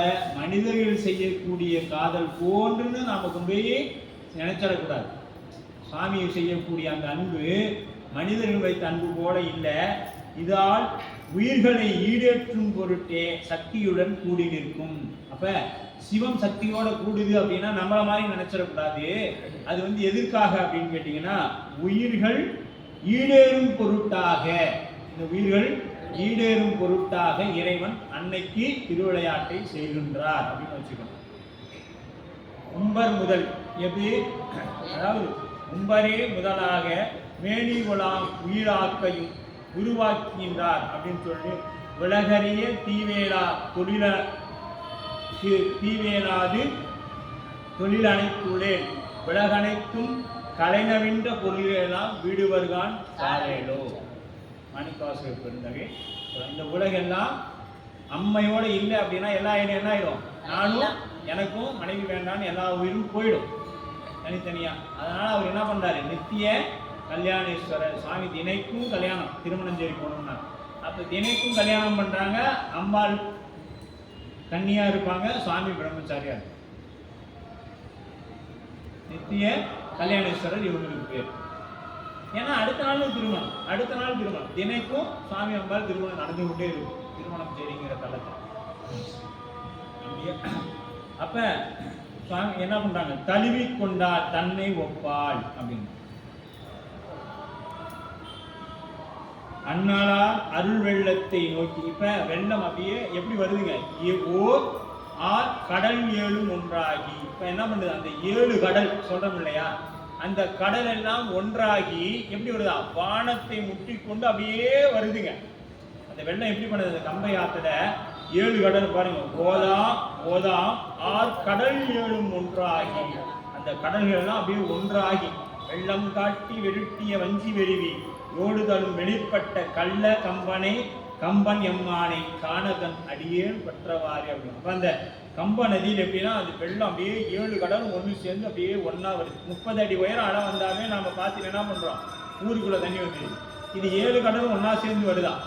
அப்படி வரக்கூடிய வெள்ளத்தை பார்த்த அன்னையானவள் என்ன பண்றாங்க, வெள்ளம் அந்த ஆத்துல அப்படியே பூசை வைத்த காதல் முன் கூறவே பட்டது அக்காதலே இப்பொழுது பதைப்புற்று தழுவி கொண்டதற்கு காரணமாயிடுச்சு. என்ன பண்றாங்க, அப்படியே அன்னையானவள் தன் ஒப்பாள் அப்படின்னா, பொன்னில் அப்படியே தன் ஒப்பாள். யாரு, இறைவர் தனக்குவாமை இல்லாதான். இறைவன் எப்படிப்பட்டவன்? தனக்கு துவாமை இல்லாதான், அவரது தேவியாரும் ஒப்பாரும் மிக்காரும் இல்லார். இப்ப தேவியாரும் அவங்களுக்கு நிகரா நீங்க யாரையாவது சொல்லிட முடியுமானா, ஒப்பாரும் மிக்காரும் இல்லார் தலைவி என்பார், தன்னையே ஒப்பாள் என்பது சுட்டு பெயர். அப்ப வெள்ளத்தை கையால் இப்ப சுவாமி என்ன பண்ணாங்க, நம்ம சுவாமிக்கு நஞ்சுண்டேஸ்வரருக்கு என்ன பண்ணாங்க, அப்பா அந்த ஆடகால விஷம் வந்துச்சு, அந்த ஆடகால விஷம் பார்த்தாவே என்ன போயிடுவாங்க, செத்து போயிடுவாங்க. பார்த்தா திருமால் பார்த்தா கட்டங்கரேன்னு போயிட்டா, அதுக்கு முன்னாடி செக்கச்சிவேன்னு திருமணி தான் இருந்துச்சு. போய் அந்த நஞ்சோட காத்து பட்டு கருப்பா போயிட்டாரு. வேற ஒரு கலர்லாம் நல்ல கலர், சாமி கொடுக்கும் பொழுதெல்லாம் நல்ல கலராக தான் கொடுத்தாரு. அந்த விஷ காத்து பட்டு அதை பார்த்ததான் பிரமா முடிவு பண்ணா, நம்ம அப்பனுக்கே இந்த கதி நாம சிக்கணும்னு அவ்வளோதான்டா. அவள் இந்திரன் பார்த்தா பூங்குயிலாகி மறந்தனி நேரினால் சாவேடும் போயிட்டுட்டான். அவனும் அச்சோ திருமாலுக்கு இந்த உலகத்தை காப்பாத்துறதுக்கு எந்த நிலைமை, நான் என்னடா ஆவேன் போயிட்டாரு. இப்படி ஒவ்வொருத்தரும் ஓடி போனவங்க பின்னாடி நாம ஓடிட்டு இருக்கோம். நாம சனிக்கிழமான ஓடுறோம், திங்கக்கிழமான ஓடுறோம். அவன்லாம் நம்ம விஷத்தை கண்டு ஓட நாளுங்க இவங்க எல்லாம் எங்க நம்ம சாமி. ஆமா, நம்ம சாமி நஞ்சை வந்து மிடற்றில் அடக்கி வச்சுக்கிற பெருமானை பார்த்து ஓடணும் இவங்களாம். நாம என்ன பண்றோம்னா இவங்க பின்னாடி ஓடுறோம். இங்க நஞ்சை சாப்பிட்டு நம்மால் இருக்கிறாரு, அவரை கண்டுக்கவே மாட்டாரு. சரிங்களா, அவரு அவங்க பின்னாடி ஓடுறோம். அப்படி 7 கடலும் ஒன்றாகி ஓங்கி வானமும் உட்பட பறந்து அப்படி வானம் அப்படியே தொடர அளவுக்கு வருது. அந்த கடல் எல்லாம் மீது செல்வது போல வர கம்பை வெள்ளம் உள்ளத்து செய்தார். இப்ப அம்பாள் என்ன பண்றாங்க, இவ்வளவு வெள்ளம் வருது, நாம யாராச்சும் சிவபூசம் பண்ணுவோம்னு எல்லாரும் சொல்லுங்க பார்க்கலாம். நாம யாராவது நம்ம ஒண்ணு இல்லைங்க. இப்ப காவிரி நதிக்கரை ஓரமா நம்ம வீடு இருக்கு. இப்ப ஒரு அறிவிப்பு கொடுக்குறாங்க, அணையில 1 லட்சம் தண்ணி இப்ப திறந்து விட போறோம், கரையோர மக்கள் எல்லாம் மேடான பகுதிக்கு போங்க அப்படின்னு சொல்லி ஒரு தண்டூரை போடுறாங்க. அடுத்த நிமிஷம் நாம என்ன செய்வோம் அப்படின்னா, இந்த வீட்டு பத்திரம், பட்டா, ரேஷன் கார்டு, ஆதார் கார்டு, பேத்தி பிள்ளைக்கு நம்ம பையனுக்கு சேர்த்து வச்ச நகை எல்லாத்தையும் தூக்கிட்டு, அதுக்கு எல்லாத்துக்கும் மேல செல்போனா அவங்க சொல்றாங்க, செல்போன் ரொம்ப முக்கியம் இல்லையா, அது இதெல்லாம் எடுத்துக்கிட்டு உடையவர் தானே எதுவும் ஆகாது, உடையவர் தானே 5 தான் செஞ்சிருக்கிறோம், எதுவும் ஆகாது இருக்கட்டும், சாமிக்கு அபிஷேகம் தானே, தண்ணியே வருது, காவிரியே வரா, அதனால அங்கேயே சாமி இருக்கட்டும். அதனால என்ன பண்ணிட்டோம், அப்படியே விட்டுட்டு கிளம்பிடுவோம். போயிட்டு வந்து இருந்தா உடையவருக்கு பூசை பண்ணுவோம், இல்லைன்னா வேற ஒன்று வாங்கிட்டா போவோம். இதுதான் நம்மளுடைய அன்பு. நம்மளுடைய அன்பு இவ்வளவுதான் நம்மளுடைய அன்பு. ஏன்னா இதுவரெல்லாம் அந்த மாதிரிலாம் நம்ம யாரும் ஆத்தோர்த்தது இல்லை, நம்ம சிரமமானதையும் அவ்வளவு வெள்ளம் வரப்போறதும் இல்லை இல்லையா. அதனால நமக்கும் அதுக்கு ரொம்ப தூரம், அதனால விட்டுருவோம். ஆனா ஒரு கலைவோரமா இருந்தா இதுதான் நிகழ்வு. யாராவது உடையவர் ஆச்சோ, நம்ம எத்தனை சொத்து போனாலும் சம்பாதிச்சுக்கலாம், உடையவர் போயிட்டா நமக்கு மீண்டும் கிடைப்பாரா, இதுதானே என்னோட உயிர் அப்படின்னு யாராவது தூக்கிட்டு போவோம்னா சத்தியமா போகணும். நம்ம அன்பு அவ்வளவுதான். ஆனா அன்னையானவள் உள்ளம் செய்தார். அன்னலார் அருள் வெள்ளத்தை நோக்கி அங்கையர் கண்ணிதம் பெருமான்மே விண்ணெலாம் கொலவரும் பெரும் வெள்ளம் மீது வந்து ஒரு என வெறுவு கொண்டே உன் நிலாவிய பதைத்துரு காதல்புடன் திருக்கையால் தடுத்து நில்லாமை தன் நிலாமலர் வேணினாரை தழுவிக்கொண்டார் தன்னையே ஒப்பாள். இப்ப என்ன பண்ணிட்டாங்க, அவங்க நினைச்சு அவங்க கையால தடுத்து பார்த்துருக்குறாங்க. ஏன்னா விஷத்தையே பிடிச்சவங்க நின்றுடுச்சு, விஷம் உடையும் போகல பெரியும் வரல, விஷத்தை பிடிச்சாங்க நின்றுடுச்சு இல்ல. அந்த கையால் என்ன பண்ணாங்க, இந்த வெள்ளத்தை எல்லாம் தடுத்து நிறுத்தி பார்த்தாங்க.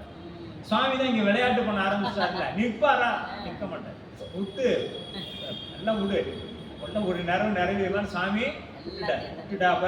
அங்கையர் கண்ணிதம் பெருமான் மேல் வினையெல்லாம் கொலவரும் பெரும் வெள்ளம், வானத்தை முக்கிட்டு வரக்கூடிய பெருவெள்ளம் மீது வந்து உரிமையன வெறுவிக்கொண்டே அப்படியே அன்னையானவர்கள் என்ன பண்றாங்க, அப்படியே பயந்து போய் நம்மளை மாதிரி எல்லாம் விட்டுட்டு ஓடலை.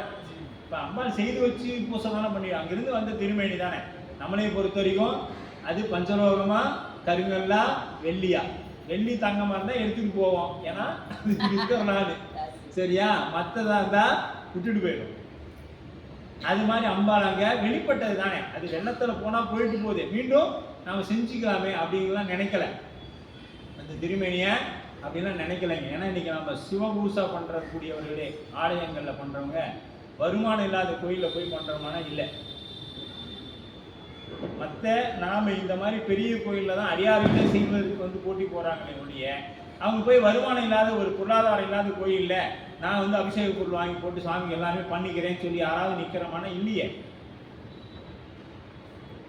இல்லை. அந்த மாதிரி யாரும் பூசை பண்ணுறதுக்கு தயாராகவும் இல்லை. ஏன்னா நான் அவருக்கு பண்ணிட்டா எனக்கு யார் சாமி செய்வா? அப்போ சுவாமி மேலே நமக்கு என்ன இல்லை?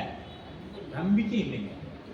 அவர் நான் ஏன்னா இதெல்லாம் நம்ம குங்குளிகளைய நாயனாரோ அறிவாட்டு நாயரோ என்ன அவருக்கு செஞ்சுட்டா என் உடம்புக்கு சத்து இல்லை, நான் சாப்பிட்டா தானே அடியார்களுக்கு செய்ய முடியும்னு நினச்சிருந்தா அவங்க அந்த பணியை செய்திருக்க முடியாது.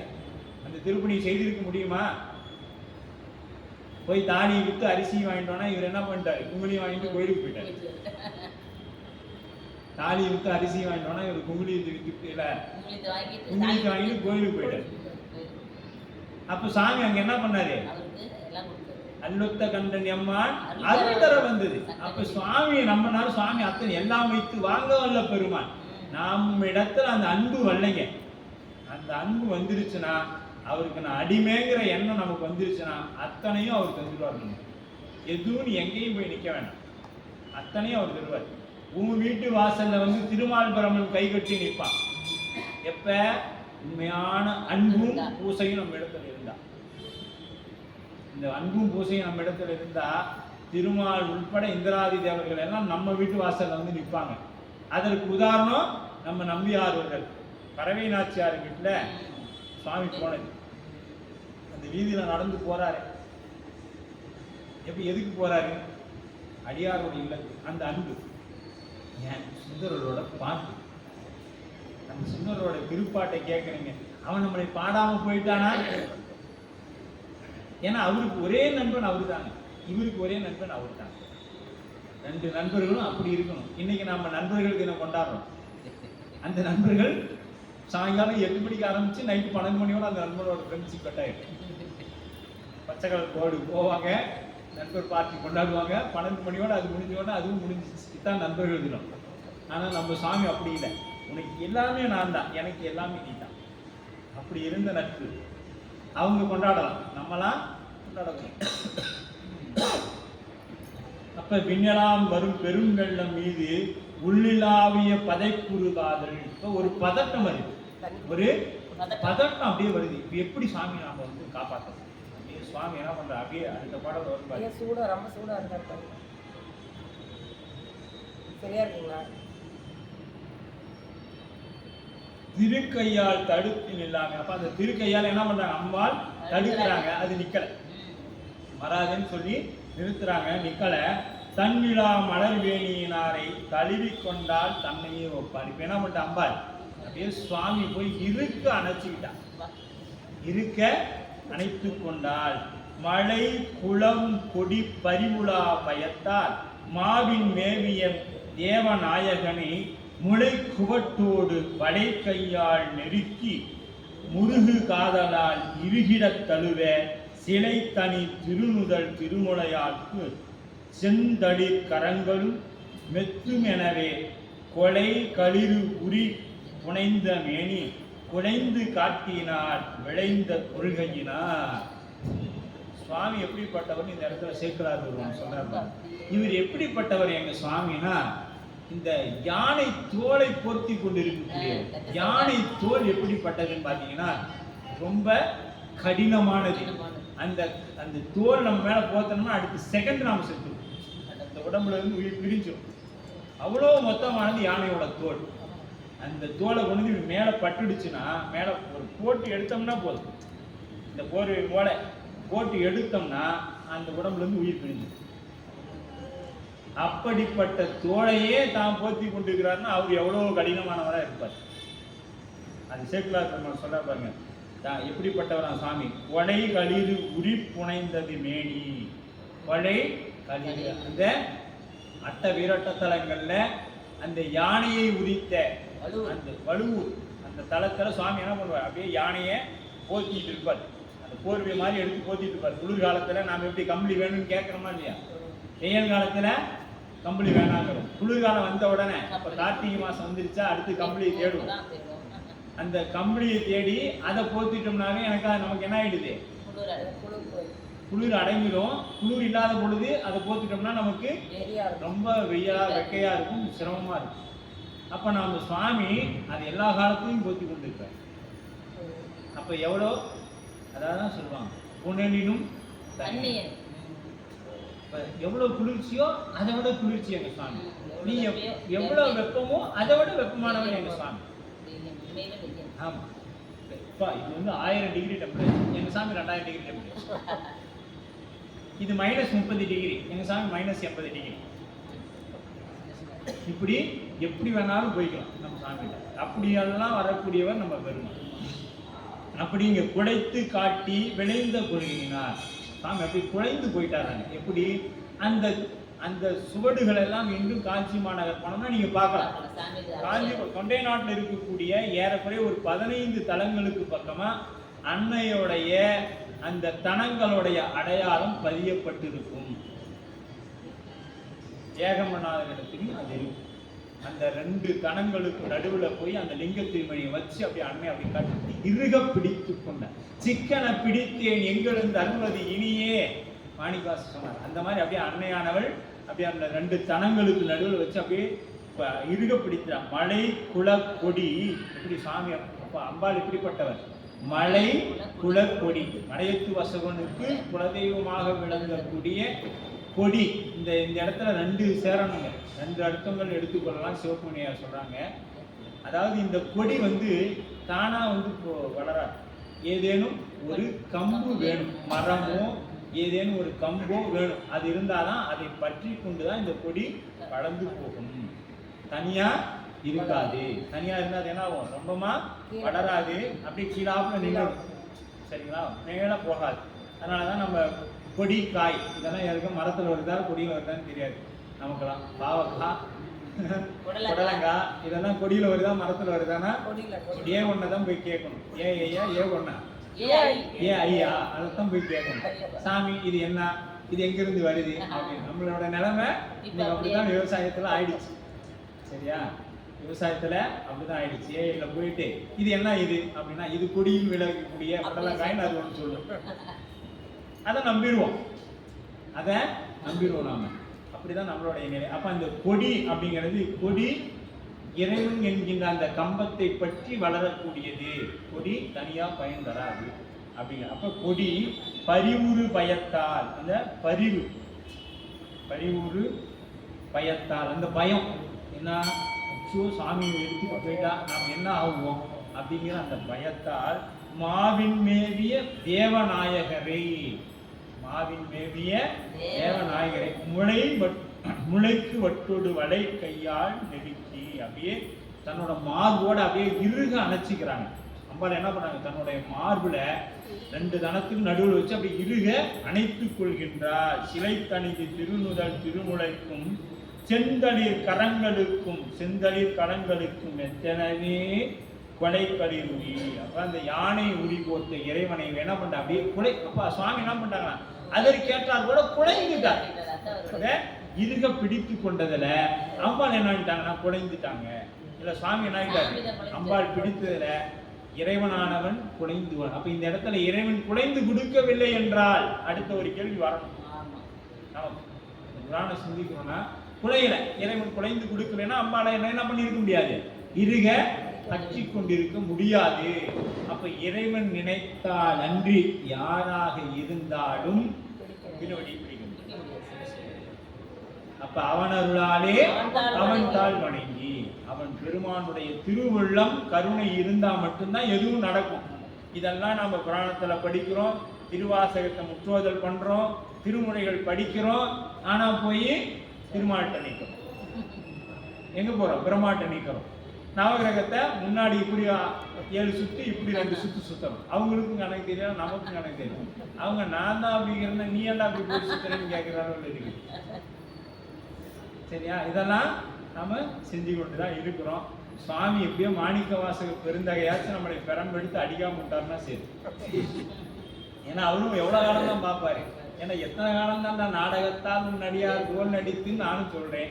கேட்டீங்க, கேட்டுட்டு வந்துட்டு என்ன பண்றீங்க, மறுபடியும் இங்க சுவாமிகிட்ட வந்துட்டு மறுபடியும் அங்கேயே தான் ஓடுறீங்க. வாங்க சாமிகிட்ட வந்தீங்கல்ல இங்கதான். அதாவது நமக்கு எல்லாரும் நம்ம வீட்டுக்கு நாளைக்கு மோடி வராரு. இப்ப நாளைக்கு உங்க வீட்டுக்கு மோடி வராரு. இப்ப நீங்க யாரை போய் கூப்பிடணும் சொல்லுங்க? யாரை போய் கூப்பிடணும்? நீங்க யாரையுமே கூப்பிட வேண்டாம். எல்லாமே உன்னையே கூப்பிடுவான். சாமி எத்தனை மணிக்கு வராரு? உங்க வீட்டுக்கு தானே வராரா? எத்தனை மணிக்கு வராரு?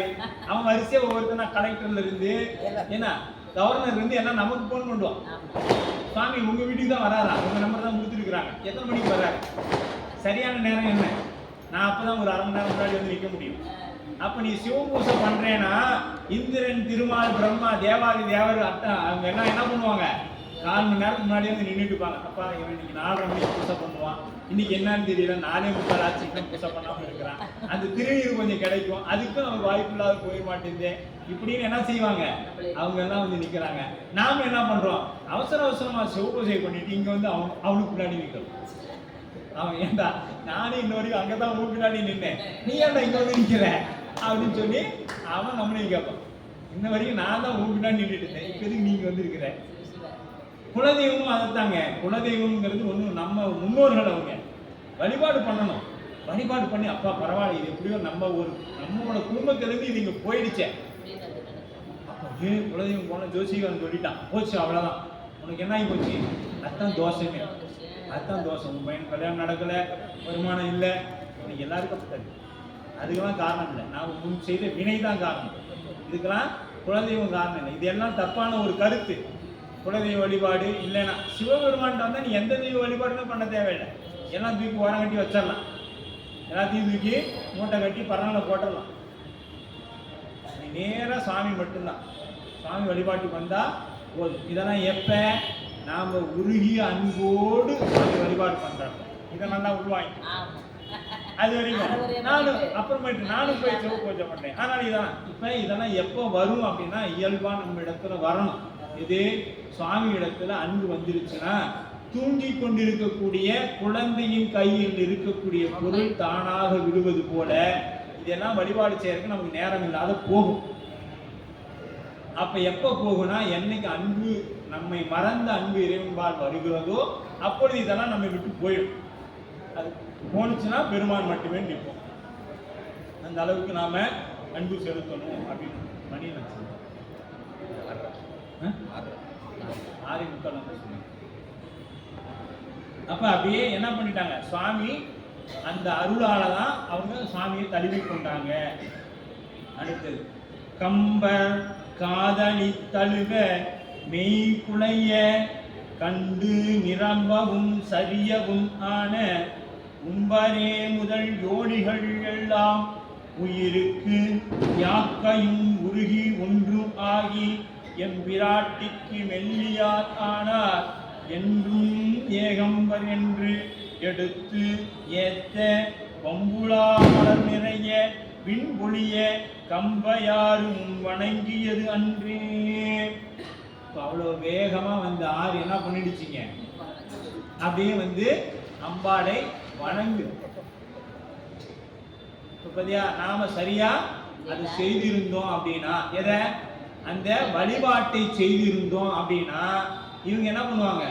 நவகிரகங்கள் திருமால் பிரம்மா உட்பட வந்து நம்மை வணங்குவாங்க. நம்மைனா சிவபூசை செய்யக்கூடிய அன்பர்களை வணங்குவாங்க. எப்ப நாம அந்த அன்போடு செய்தோம். எப்படி? அந்த சிக்கனை பிடித்தேன், பிடித்த பத்த படிக்கணும்.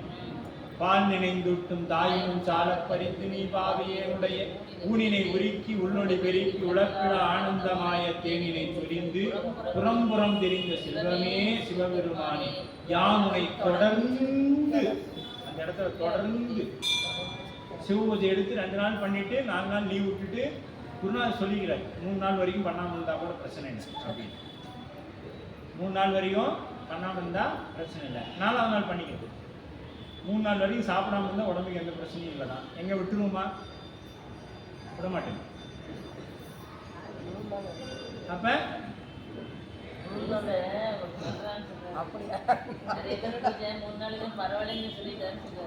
அது மாதிரி சொல்லுவாங்க. ஆனா குருநாதர் கொடுக்கும்போது என்ன சொல்லுவாங்கன்னா, இந்த உடம்புல உயிர் இருக்க வரைக்கும் இடைவிடாது பூசை பண்ணுவேன், இடைவிடாது உன்னை சிக்கன பிடித்து எங்கிருந்து அருள்வது இனியே.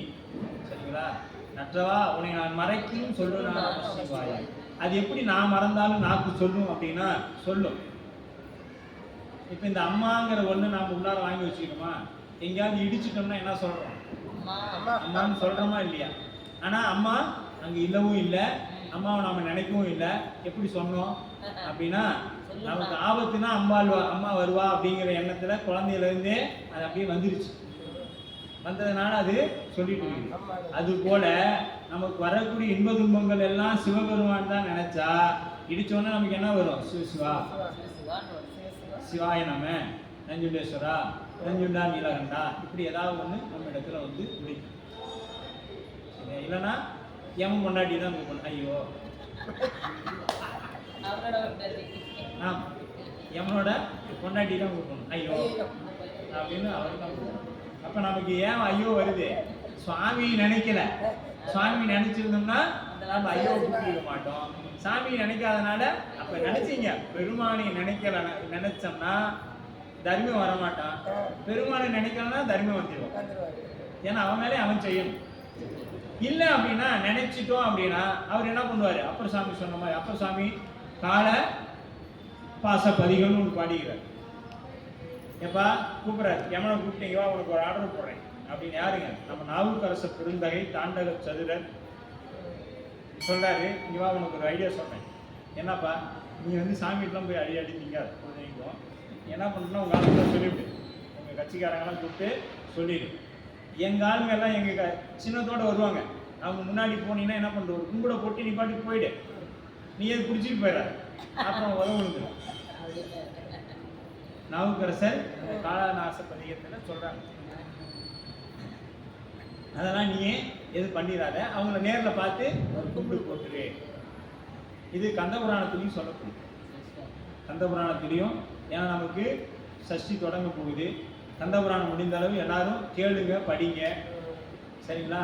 அதில் வீரபாகு தேவர் சொல்லுவார், எங்க என்னுடைய தம்பிமார்களை காணும் அப்படின்னு சொல்லி சுவாமியோட வேலில் அந்த வேலில் எழுதி என் தம்பியை திருப்பி கொடுங்கன்னு சொல்லி வேலை எடுத்து யமலோகத்துக்கு விடுறாரு. விட்ட உடனே ஏமா அந்த வேலை தூக்கிட்டு ஒடியாராம். சாமி இது முருகப்பெருமானோட ஆயுதமாச்சு, இது எது என்கிட்ட வந்துச்சு, இந்த உன் தம்பியும் நான் எதுவும் பண்ணவே இல்லையே அப்படின்னு. சூரபத்மன் என்ன பண்ணிட்டான், இவங்க 7 பேர்த்தையும் கொண்டு போய் கைலாயத்தில் ஒடிய வச்சுட்டார். எங்க கொண்டு போய் ஒடிய வச்சுட்டாரு? கைலாயத்தில் ஒடிய வச்சுட்டாரு. அதனால இவங்களுக்கு தெரியல. அப்புறமேட்டு ஏமா சொன்னா, எப்பா நான் ஏற்கனவே உங்க அப்பாட்ட ஒதுக்குன்னு சின்ன பின்ன வாய், இப்பதான் நான் நல்லா இருக்கிறேன். நான் அன்னைக்கே சொல்லிட்டேன், சாமி திருநீர் வச்சவங்க உருத்ராகம் திருவாடத்தில் இருக்கிறவங்க வந்தா நான் கும்பிட்டுட்டு சிவாயனம்னு சொல்லிட்டு ஒதுங்கி போயிடுவேன். அது எனக்குரியது இல்லை. அது திருநீர் இல்லைன்னா அது யமலோகத்துக்கு போறது, திருநீர் இருந்தால் அது சிவலோகத்துக்கு போறது.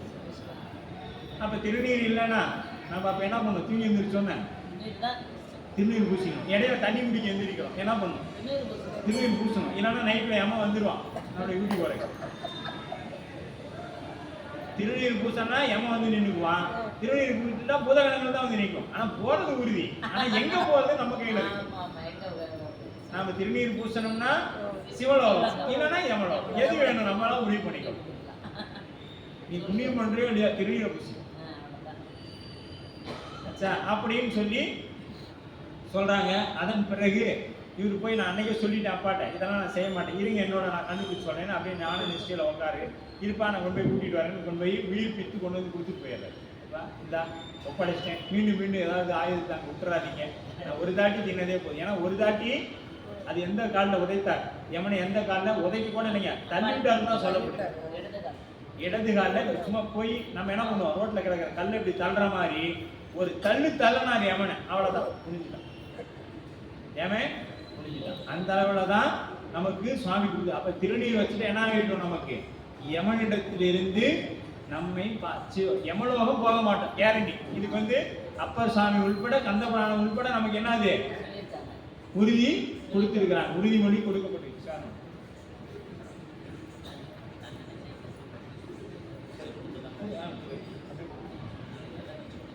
சரி நீங்க கொடுத்துருங்க. அப்ப சுவாமி யமலோகத்துக்கு போகிறதுக்கு இன்னொரு வழியும் கூட, எண்ணெய் தேய்ச்சி குளிச்சோம்னா உடம்புல ஆரோக்கியமா இருக்கு. அதனால சாமி அதை பத்தி உடம்பை பத்தி பேசுறதுனால அதுக்கு உண்டான மருந்தையும் கொடுக்குறாரு. எல்லாரும் அப்படியே கொஞ்சம் வாங்கிக்கிங்க. அப்ப அந்த நாம் என்ன பண்ணுவோம், திருநீரு பூசிட்டோம்னா நாம் என்ன பண்ண தேவையில்லை, யமன் உள்பட எவனுக்கும் பயப்படணும்னு அவசியம் இல்லை. அதனால தான் யாமாருக்கும் குடியல்லோ யமனே வந்துச்சு சாமி சொல்லிட்டாங்க. அது நான் யாருக்கும் பயப்பட மாட்டேன் அப்படின்னு சொல்லிட்டாரு. அப்ப நமது காதலியாகிய அம்மையார் தான் நல்லெண்ணெய் நாளைக்கு தலைக்கு வச்சு நல்லெண்ணெய் சீக்கிரத்தில் குளிச்சுக்கிட்டு லட்டு காரம் மிச்சர் சாப்பிட்றதுக்குமா தீபாவளிக்காக அந்த மரப்புக்காக கொடுக்க சொல்லியிருக்காங்க. அது காதலியாகிய அம்மையார் தனு தவழும் ஏகம்மனாரன் மெய்க்குலைதலை கண்டு தேவர் முதல் 7 வகையான உயிரினங்கள் எல்லாம் உயிருக்கும் உடம்புமாகி ஒன்றாகி என்றும் ஏகம்பம் எனது விராட்டிக்கு தழுவ குடைத்த திருமேனியராய் என்றும் புகழ்ந்து துதித்து மனம் வீசும் கற்பக பூக்களை வானவர்கள் நிறைந்து பொழிய வணங்கி வெள்ளத்தை தடுத்த காதலி தழும்ப கம்பர் மெய்க்குலைய. இப்ப அப்படியே சுவாமி அப்படியே கட்டி அணைக்க என்ன பண்ணிட்டாங்க, அந்த மெய் குழைந்துடுச்சு. இப்ப இறைவன்ட்ட இந்த உம்பர்னா வானவர்கள் முதலாக யோனிகள் 84 லட்சம் வகையான யோனிகள் இருக்கக்கூடிய எல்லா உயிர்களும் யாக்கையும் உருகி ஒன்றாகி, யாக்கைனா உடம்பு உருகும், அதான் ஊனினை உருக்கி உள்வொளி பெருக்கணும். அப்ப உள்வொளி பெருக்குனுச்சுன்னா ஊன் உருகும். எம்பிராட்டிக்கு மெல்லியார் ஆனார் என்று ஏகம்பம் நிற்கும் ஒன்றாகி. அப்ப அசர சரவேதமான உயிர் இயக்கத்தால், அசரனா அசையும் அசையாத பொருள்ல இருக்கக்கூடிய அத்தனை உயிரிடத்திலும் எங்க இருக்கிறான், இறைவன் விரிந்து பறந்து நிற்கிறான். இது எப்படி நாம தெரிந்து கொள்றது அப்படின்னு பாத்தீங்கன்னா, நாம திருவிளையாடல் புராணத்துக்கு தான் போகணும். திருவிளையாடல் புராணத்துல வைகை நதியில வெள்ளம் வருது, அங்கேயும் வெள்ளத்துல தான் வெள்ளம் வருது. அங்க வந்திக்காக கரை அடைக்க போன நம்மவர் என்ன பண்றாரு, சாப்பிட்றாரு, விளையாடுறாரு, தூங்குறாரு. இன்னைக்கு அதுதான் நம்ம எல்லாரும் செய்து கொண்டிருக்கிறோம். என்ன பண்ணுது, 7 வகையான உயிரினங்கள்ல பிறப்புகள்ல இருக்கிற அத்தனையும் வருதுங்க, பிறக்குது, சாப்பிடுது, பிள்ளை பேர்கள் பெழுது, இறந்து போயிடுது. நம்மளும் என்ன பண்றோம், வரோம், சாப்பிட்றோம், சொத்து சம்பாதிக்கிறோம், செத்து போயிடணும். இப்ப அதுங்களுக்கும் நமக்கு ஏதாவது வித்தியாசம் இருக்குது. அப்ப நமக்கு எதுக்கு இந்த 6வது அறிவுன்னு ஒண்ணு தேவை அப்படின்னு பார்த்தோம்னா தேவையில்லைதாங்க. ஏன்னா இப்ப ஆடு குழந்தை பெற்றுக்காம இருக்குதா, சாப்பிடாம இருக்குதா, தூங்காம இருக்குதா, அதுக்கு வியாதி வந்தால் மருந்து வராமல் இருக்குதா, எல்லாம் கிடைக்கும். இப்போ அது உரிய காலம் வந்தோம்னு போய் சேர்ந்துது. இப்போ நாம் என்ன செய்கிறோம், அதையே தான் செய்கிறோம். வேறு ஏதாவது நம்ம இடத்துல மாற்றம் இருக்குதா? இல்லை. அப்போ எப்போ மாற்றம் வரும், என்னைக்கு சிவபெருமானுக்காக நம்மளுடைய வாழ்க்கையை அமைத்துக் கொள்கிறோமோ அன்றுதான் நமக்கு 6ஆம் அறிவு வேலை செய்யுதுன்னு அர்த்தம். அன்னைக்கு தான் நமக்கு அறிவு தேவை. அது வரைக்கும் தேவையே இல்லை. ஓரறிவு முதல் 5 அறிவு வரை இருக்கிறது என்ன செய்தோ அதைத்தான் நாமளும் செய்து கொண்டு இருக்கிறோம். நாம இறை வழிபாட்டுக்கு வரணும்னா முனிசிபாலிட்டியில் அப்போ தான் தண்ணி விட்டுட்டாங்க, என்னால் வர முடியாது. இப்போ விட்டுட்டா தண்ணியை குடிக்க முடியாது. சொல்றோமா?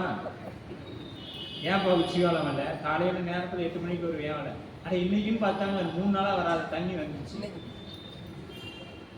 நாம இறைவன் வந்துருப்பாங்க, அந்த தண்ணி இன்னொரு 1/2 மணி நேரம் சேர்ந்து வரும் இல்லையா? நம்ம ஒரு வேலைக்கு போகணும், இறைவன் விட்டுட்டு போய் பாருங்க, அந்த பணி நான் அவ்வளோ சீக்கிரம் நடந்ததா தெரியாது. அவர்கிட்ட வாங்க, அவரு வந்து வழிபாடு பண்ணிட்டு சுவாமி போகிற காரியத்துக்கு கொஞ்சம் துணையாக வந்து நல்லபடியாக பண்ணி கொடுங்க, அவர் வந்து செய்து தருவார். ஏன்னா அவனால் செய்ய முடியாத உலகத்தில் எதுவுமே இல்லை. உலகத்தையே விளையாட்டாக படைக்கக்கூடிய ஆள் நமக்கு செய்ய வேண்டியதுக்கு தான் அவர் மெனக்கெட்டு வர போறாருன்னா என்ன, அது ஒன்றும் கிடையாது. அவரு விளையாட்டாக எல்லாமே செய்கிறவர், இதையும் செய்திருவார். நமக்கு அந்த நம்பிக்கை வர மாட்டேங்குது. இப்போ ஒரு மருத்துவர் இடத்துல போகிறோம், நல்லா எடுத்துக்காட்டு சொல்லணும்னா அந்த ஊர்லேயே அவர் தான் சிறந்த மருத்துவர். எங்கே, இங்கேருந்து நம்ம உறவினர் வீட்டுக்கு போயிட்டோம், சென்னைக்கு போயிருக்கிறோம்னு வச்சுக்கோம். அந்த சென்னை மாநகரிலே அவர் தான் சிறந்த மருத்துவர். யாருக்கு, அங்கே இருக்கிறவங்களுக்கு எல்லாம். அங்கே ஊசி போட்டால் எல்லாருக்கும் நல்லா போயிடும். நம்ம போகிறோம், நமக்கு அந்த மருத்துவரை பார்த்த உடனே பிடிக்கல. அதனால் என்ன பண்ணுறோம், இவர்கிட்ட போய் நல்லாவா போகுது, அவரும் தான் 15 நாள் ஊசி போட்டார், ட்ரிப் இறக்கிட்டார், ஒரு குளுக்கோஸும் ரெண்டுமே ஆள சரி அப்போ எனக்கு இதெல்லாம் செட் ஆகல, நான் எங்கள் ஊருக்கே போகிறேன். வந்துட்டோம். வந்த உடனே இங்கே ஒரு 150 ரூபாய்க்கு ஒரு டாக்டரை போய் பார்க்குறோம். அவர் ஒரு ஊசி போகிறாரு, சரியா போச்சு. ஏன் அப்படின்னா அந்த டாக்டர் மேலே வச்ச நம்பிக்கை. அதுபோல நம்ம இறைவன் மேல ஒரு நம்பிக்கை வச்சுட்டோம்னா, அவர் நம்மை காப்பாற்றுவாருங்கிற நம்பிக்கை வச்சுட்டோம்னா தானா எல்லாம் சரியா போயிடும். அந்த நம்பிக்கை வர மாட்டேங்குது. எல்லாமே எங்க இருக்குது? இந்த உதட்டல தான் இருக்குது. இந்த சினிமா படம் டயலாக் மாதிரி, அவன் பேசிட்டா அவன் உதட்ட மட்டும் ஆட்டுவான், பின்னாடி ஒரு டப்பிங் தருவான். அப்புறம் இவன் என்ன பேசினானே தெரியாது. அது மாதிரி நானும் கோயிலில் வந்து என்ன பாட்டு பாடணும்னே தெரியல. ஏன்னா எல்லாம் பாடினாங்க, நானும் பாடினேன், அவ்வளோதான் போயிட்டு இருக்கேன். அது பொருள் இதுவரையும் தெரிந்து கொண்டது இல்லை.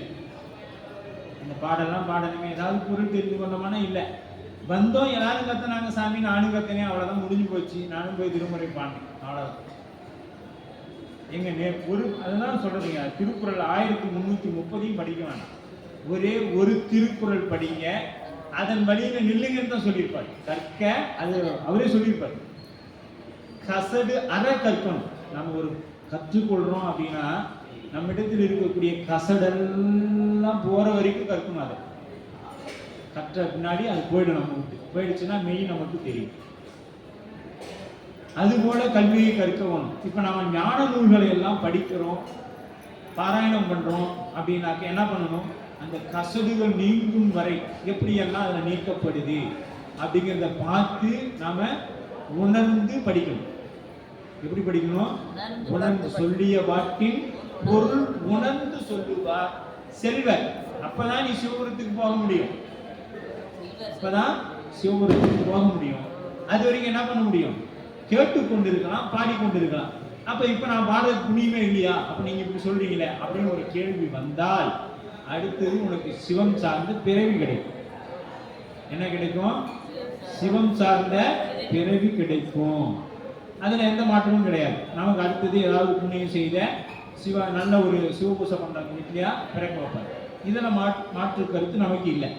அதே சமயம் என்னாவும் பாத்தீங்கன்னா நாம இதுல இருந்து வேறுபட்டு நின்னோம்னா நமக்கு அது நடக்காம போயிடும். அப்படி அந்த ஒரு உரைப்பு நம்ம இடத்துல வேணும். அப்போ நம்ம அந்த பொருளை தெரிஞ்சு கொள்ளணும். அப்ப நிறையில் பொருள்கள், நிறையில்னா தாவர சங்கம், தாவர பொருள்கள், நிறையில் பொருள்கள் தாவர பொருள்கள், இதெல்லாம் என்ன பண்ணுது?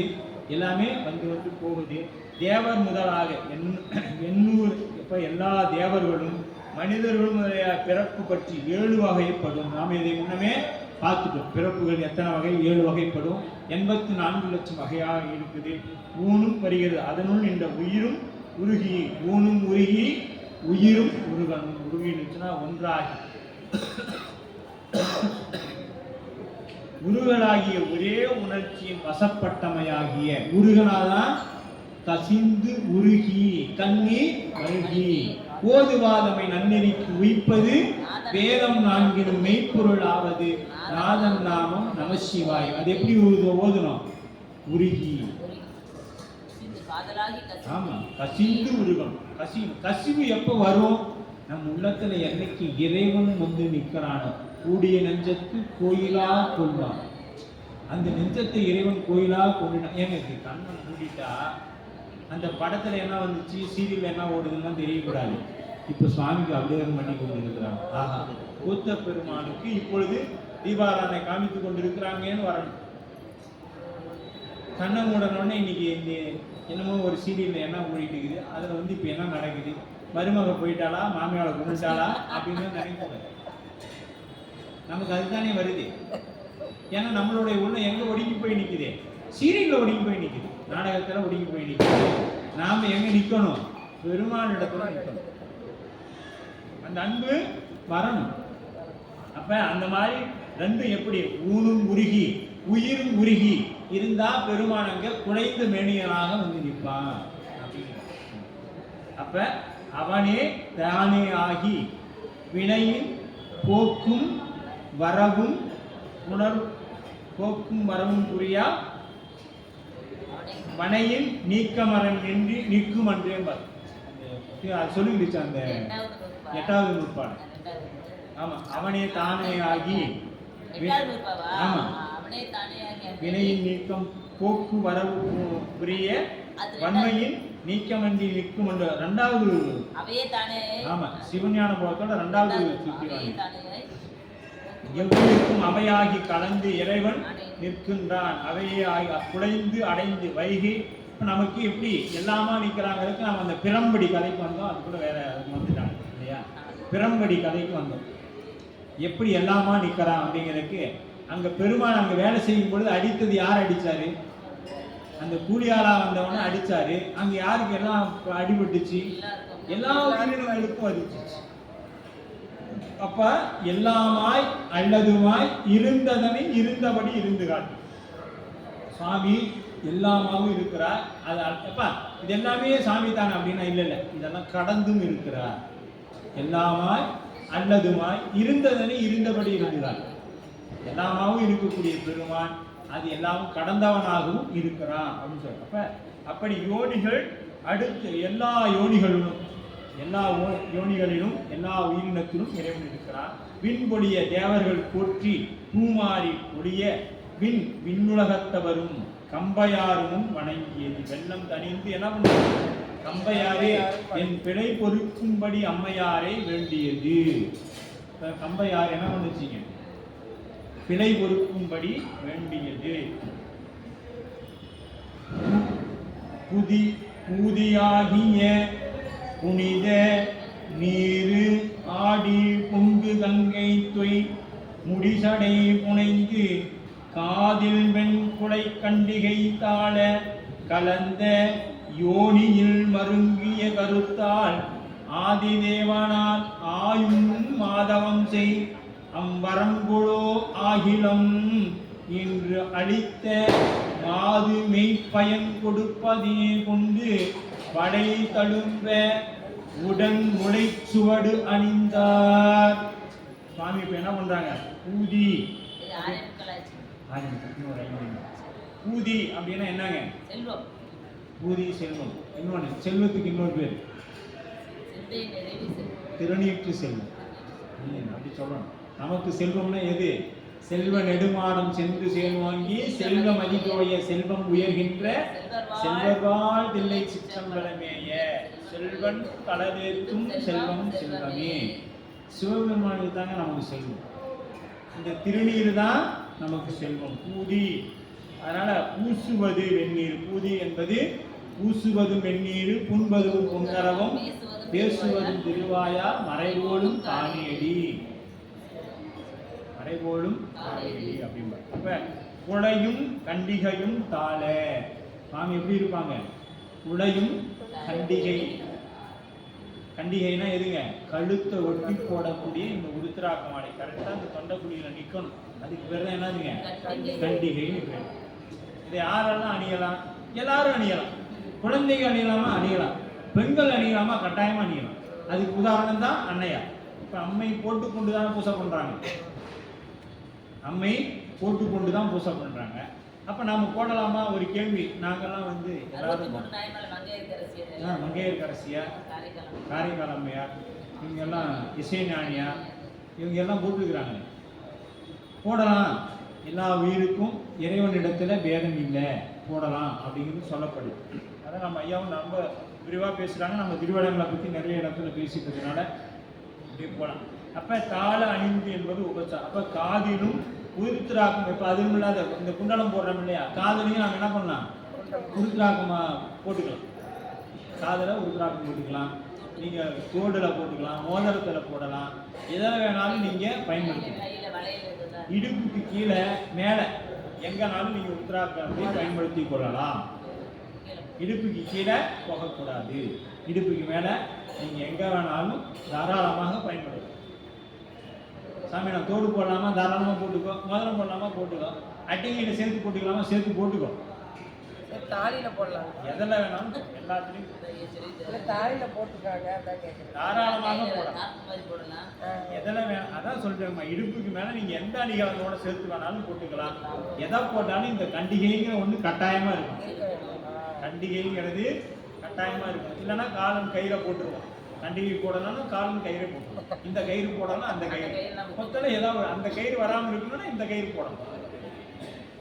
அதனால் அந்த வெண்குடை அப்படின்னா சங்கு குலை தூய்மை குறிக்கிறது. இந்த வெண்குடைனா சங்கு குலை காதுடைய. அப்ப அந்த காதுல இருக்கக்கூடிய அந்த குலைகள் அப்படின்னா தூய்மையை குறிக்கக்கூடியது. தூய்மையை கண்டிகை கண்டத்தில் தரிப்பது கண்டிகை அப்படிங்கிறது. அப்ப கண்டிகை முடிச்சடை புனைந்து கங்கை தோய்ந்த வெண் காதில் குலை கண்டிகை. அப்ப சுவாமி எப்படிப்பட்ட கங்கை முடியை சடையில் வைத்துக் கொண்டிருக்கக்கூடிய நம்ம சுவாமி. அது எப்படிங்க நம்ம சுவாமி சடாமுடி எப்படிங்க எப்படிப்பட்டது? அவினாசி திருப்பதிக்கு போகணும், ஞானம். அது இல்லாம அந்த முடி எப்படிப்பட்டது? நீர் ஏற ஏறும் நிமிர்க்கும் சடை. நமக்கு அவினாசி திருப்பதியத்துல சொல்லுவார், அந்த தண்ணி எவ்வளோ வேகமா மேலே போகுது அவ்வளோ வேகமா இந்த சடாமுடி போயிட்டே இருக்கு. கடைசியில தண்ணி சலிச்சு போய் நம்ம சாமிகிட்ட போட்டி போற எல்லாமே என்ன பண்ணும்? சலிப்பு ஏற்பட்டுருக்கோம். அதனால தான் நமக்கு சலிப்பு ஏற்பட்டுருங்க. பெருமானே எல்லா பிறவையும் பிறந்துட்டேன், துள்ளாக்கி கூடாக்கி நானும் போட்டி போட்டு பார்த்தேன், முடியல. இதுக்கு மேல முடியல. அதனால என்ன பண்ணலாம்? இதுக்கு மேல ஒரு டீலுக்கு வந்துடலாம். நான் இதுக்கு மேல பிறவிக்கு ஆசைப்படல, இது எல்லா பிறப்பும் பிறந்துட்டேன். நானும் ஓடி ஓடி பார்த்தேன், நீயும் விட்டப்பாடு இல்லை. ஏன்னா நமக்கு அவருக்கு ஒரே போட்டி என்ன? நான் பாவத்தை செய்து கொண்டே இருப்பேன், நீ எவ்வளவு காலம் மன்னிச்சிருவ பார்த்துக்கலாம். இதுதான் நமக்கு அவருக்கு இருக்கக்கூடிய போட்டி.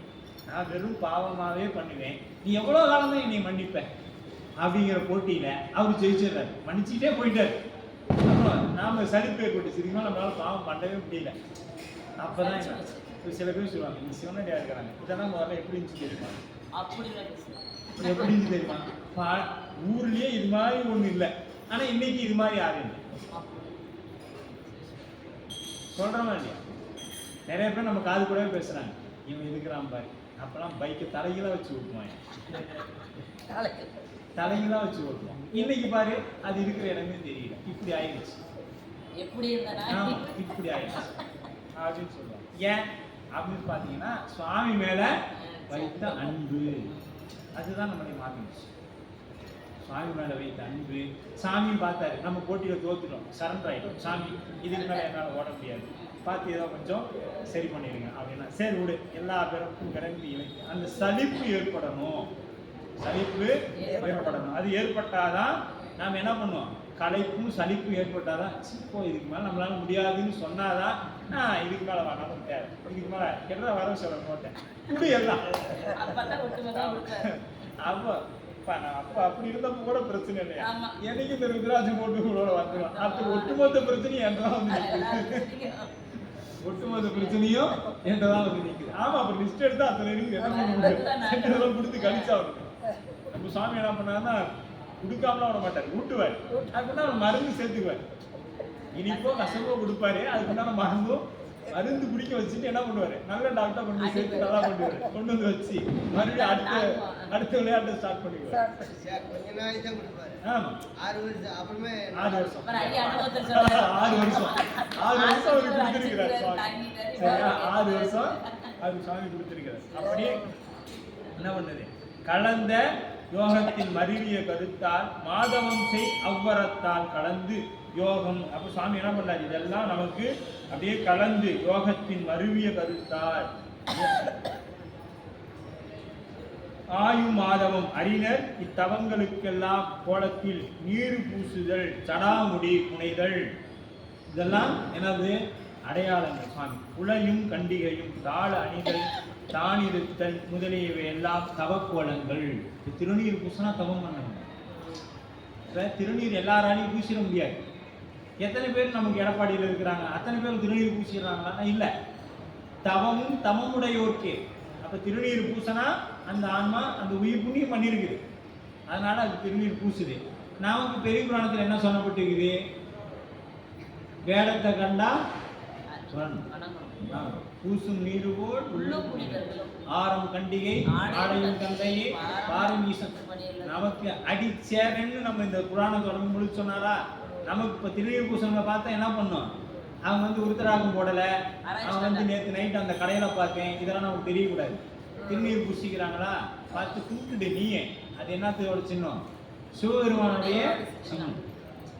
ஒன்றும் இல்லை, ஒரு அரசியல் கட்சியில் இருக்கிறவன் தான் கட்சி கரைவேசி கண்ட உடனே அவன் என்ன பிரச்சனை இருந்தாலும் போய் நின்று அவன் கட்சிக்காரன் ஏன் பண்ணுறேன். நம்ம என்ன பண்ணுறோன்னா திருநீர் பூச அவனுக்கு அப்படி தான் வேணும். அப்படி பண்ணாங்க அவனுக்கு அப்படி வேணும், சரியா? ஏன்னா நம்ம அந்த அளவுக்கு தான் நம்மளுடைய இறைவன்பால் அன்பு இருக்குது. ஸோ திருநீர் பூசணுக்கு ஒரு இடர்பாடாமே என்னப்பாச்சு ஏதாச்சுன்னு போய் நம்ம அந்த இடத்துல நிற்கணும். ஏன்னா அது சிவபெருமானுடைய சின்னத்தை அணிந்திருக்கிறார். ஆமா, அவங்க சிவபெருமான, ஏன்னா 12ஆம் சூத்திரம் சொல்லி திருநீர் பூசிட்டு அவங்க சிவபெருமானு சொல்லி. அப்ப நாம அதை படிக்கிறோம், திருக்கூட சிறப்பு படிக்கிறோம், திருத்தொண்டர் தொகை படிக்கிறோம். நம்ம இடத்துல என்ன இல்லை? அந்த அன்பு இல்லை, திருநீர் மீது பற்று இல்லை. மற்றது எல்லாம் பற்றுது. நம்ம உள்ள என்ன பண்ணுது?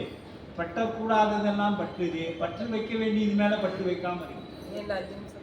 திருநீர் மேல பற்று வரணும். அந்த பற்று வரணுங்கிறதுக்காக பெருமாட்டை நாம தொடர்ந்து விண்ணப்பம். இங்க வந்தோம்னா லிஸ்ட்லாம் கொடுக்குற, சாமி உன் திருவடிக்கு வரக்கூடிய பாக்கியத்தும் உனக்கு அன்பு செலுத்தக்கூடிய வாய்ப்பையும் எனக்கு கொடுங்க சாமி. உனக்கு இந்த உடம்புல உயிர் இருக்கிற வரைக்கும், இந்த கைகால் நல்லா இருக்கிற வரைக்கும் தொண்டு செய்யற பாக்கியத்தை கொடுத்துருக்கேன். இது ஒண்ணு எனக்கு போதும் சாமின்னு சொல்லிப்பாரு. அவர் அத்தனையும் நமக்கு கொடுத்துருவாரு. ஆனா நாம் இதெல்லாம் விட்டுட்டு ஒரு லிஸ்ட்டை கொண்டு வந்து, சாமி நாளைக்கு தீபாவளிக்கு இதெல்லாம் வேணும், தீபாவளி முடிஞ்சோடனே இதெல்லாம் வேணும் அப்படின்னு ஒரு லிஸ்ட்டு கொடுத்தோம்னா அவர் சரி இதெல்லாம் கொடுத்து அனுப்புப்பா, அவளை துரத்துக்கு போடும் அப்படின்னு சொல்லி நம்ம பெருமான்ட்டு எது வேண்டாம்னு நின்னீங்கன்னா உயிருள்ள வரையும் ஆலய வழிபாட்டு பண்ணலாங்க. நல்லா எழுதி வச்சுக்கோங்க. எதையாவது வேணும்னு வந்து நின்னீங்கன்னா கொடுத்து தொடர்ந்து போயிட்டு வா அப்படின்னு பார்த்துக்கலாம் அப்படின்னு. அதனால நல்லா அந்த சாமியை புரிஞ்சு வச்சுக்கோங்க. அப்ப ஆதி தேவனார் ஆயும் மாதவம் செய் அவ் வரங்குல அகிலம் என்று அளித்த அந்த வரங்கள் எல்லாம் கொடுப்பதற்காக என்ன பண்ற சுவாமி இப்ப ஒரு முடிவு பண்ணிட்டார். இந்த அளவுக்கு பூசை பண்றாங்களே, அன்னைக்கு ஒரு வரம் கொடுக்கலாம்னு கிளம்புறாரு. அன்னைக்கு ஒரு வரம் கொடுக்கலாம். இன்றளித்த மாது மெய்ப்பயன் கொடுப்பதே கொண்டு, அவ்வளவுதான் கொடுக்கலாம், வரம் கொடுக்கலாம் சுவாமி முடிவு பண்ணிட்டார். கொண்டு வளைதழும்ப உடன்முளை சுவடு அணிந்தார். சுவாமி என்ன பண்ணாங்க? அப்படியே வந்து நிற்கிறாங்க. மேன்மை குறித்து நங்கையார் என்றார் கொல்லோ நங்கை திளைத்தார் என்பார். மங்கை மணாளனே வள்ளல் நோக்க என்பார் திருவிளையாடல் புராணத்தில். மெய்ப்பயன் அப்படின்னா திருமேனி தீண்ட தழுவும் உண்மை மாதவர்க்குரிய வன்மை பயன் என்ற பொருள் குறிப்பதாகும். இருவரும் கூடி உயிர்களுக்கே செய்யும் திருவர். யாரு? அன்னையும் சுவாமியும் செய்யக்கூடிய இந்த விளையாட்டு இருக்குன்னா உயிர்களுக்கு செய்யக்கூடியது. அணிந்தார் காமனை முனிந்து நெடுச்சுடை தரித்து கவின்ற கள்ள புதைத்து யாமிழந்து நிற்க அப்படின்னு சொல்லியிருப்பார். அதுபோல இறைவன் என்ன பண்றாரு? இப்ப வரம் கொடுக்க தயாராகி விட்டார். அடுத்த வகுப்பு சஷ்டி அப்படிங்கிறதுனால நமக்கு விடுமுறை. அதற்கு அடுத்தது திருத்தல யாத்திரை கிளம்பும் பொழுது அந்த வெள்ளிக்கிழமை வகுப்பு நடைபெறும் என்பதை திருவாளர் தெரிந்து கொண்டு இத்துடன் அதனுடைய வகுப்பானது நிறைவு பெறுகிறது. அனைவருக்கும் நம்முடைய சைவத்திற்கே வெளியே இருந்தாலும் அன்பர் பெருமக்களுக்கு ஊரோட தீபாவளி திருநாள் வாழ்த்துக்களோட வகுப்பான நிறைவு. என்றும் இன்பம் பெருகும் இயல்பினார் ஒன்று காலத்து உள்ளமும் நோக்கின